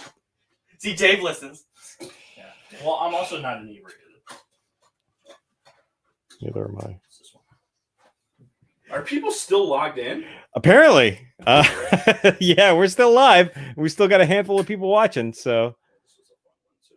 I actually started to put a double edge on this, but then I realized like in order to close it, I have to be able to push on that side, and I would cut myself. So yeah, I stopped doing that. But yeah, there you go. That's what a knife collection looks like. You have it in the nice like black case in there. Yeah. Well, can't. I have so many Pelican cases. It's not even. Oh yeah, we had access to a lot of those in our career. All right, this is where we're gonna end the stream because yeah, What's happening? Are you getting trash in there? no, but I think this is a good time to end it. So Dave's lesson to Rob about the intricacies of knife collecting is complete. So why did she jump off the fucking that wall in front of Beaver Stadium? I don't. Why know. would your kid do that? Yeah, it's Why a good not? question. We'll find that out next week. So thanks everybody for sticking around with us. Did you see this? It's time to go. Daddy needs some sleep. So Yeah. until I next got it time, today. I haven't opened it yet. may the force be with you. May the force be with Yeah. Okay, now what do I click? you. Okay, now what do I click? Oh, jeez. But yeah, that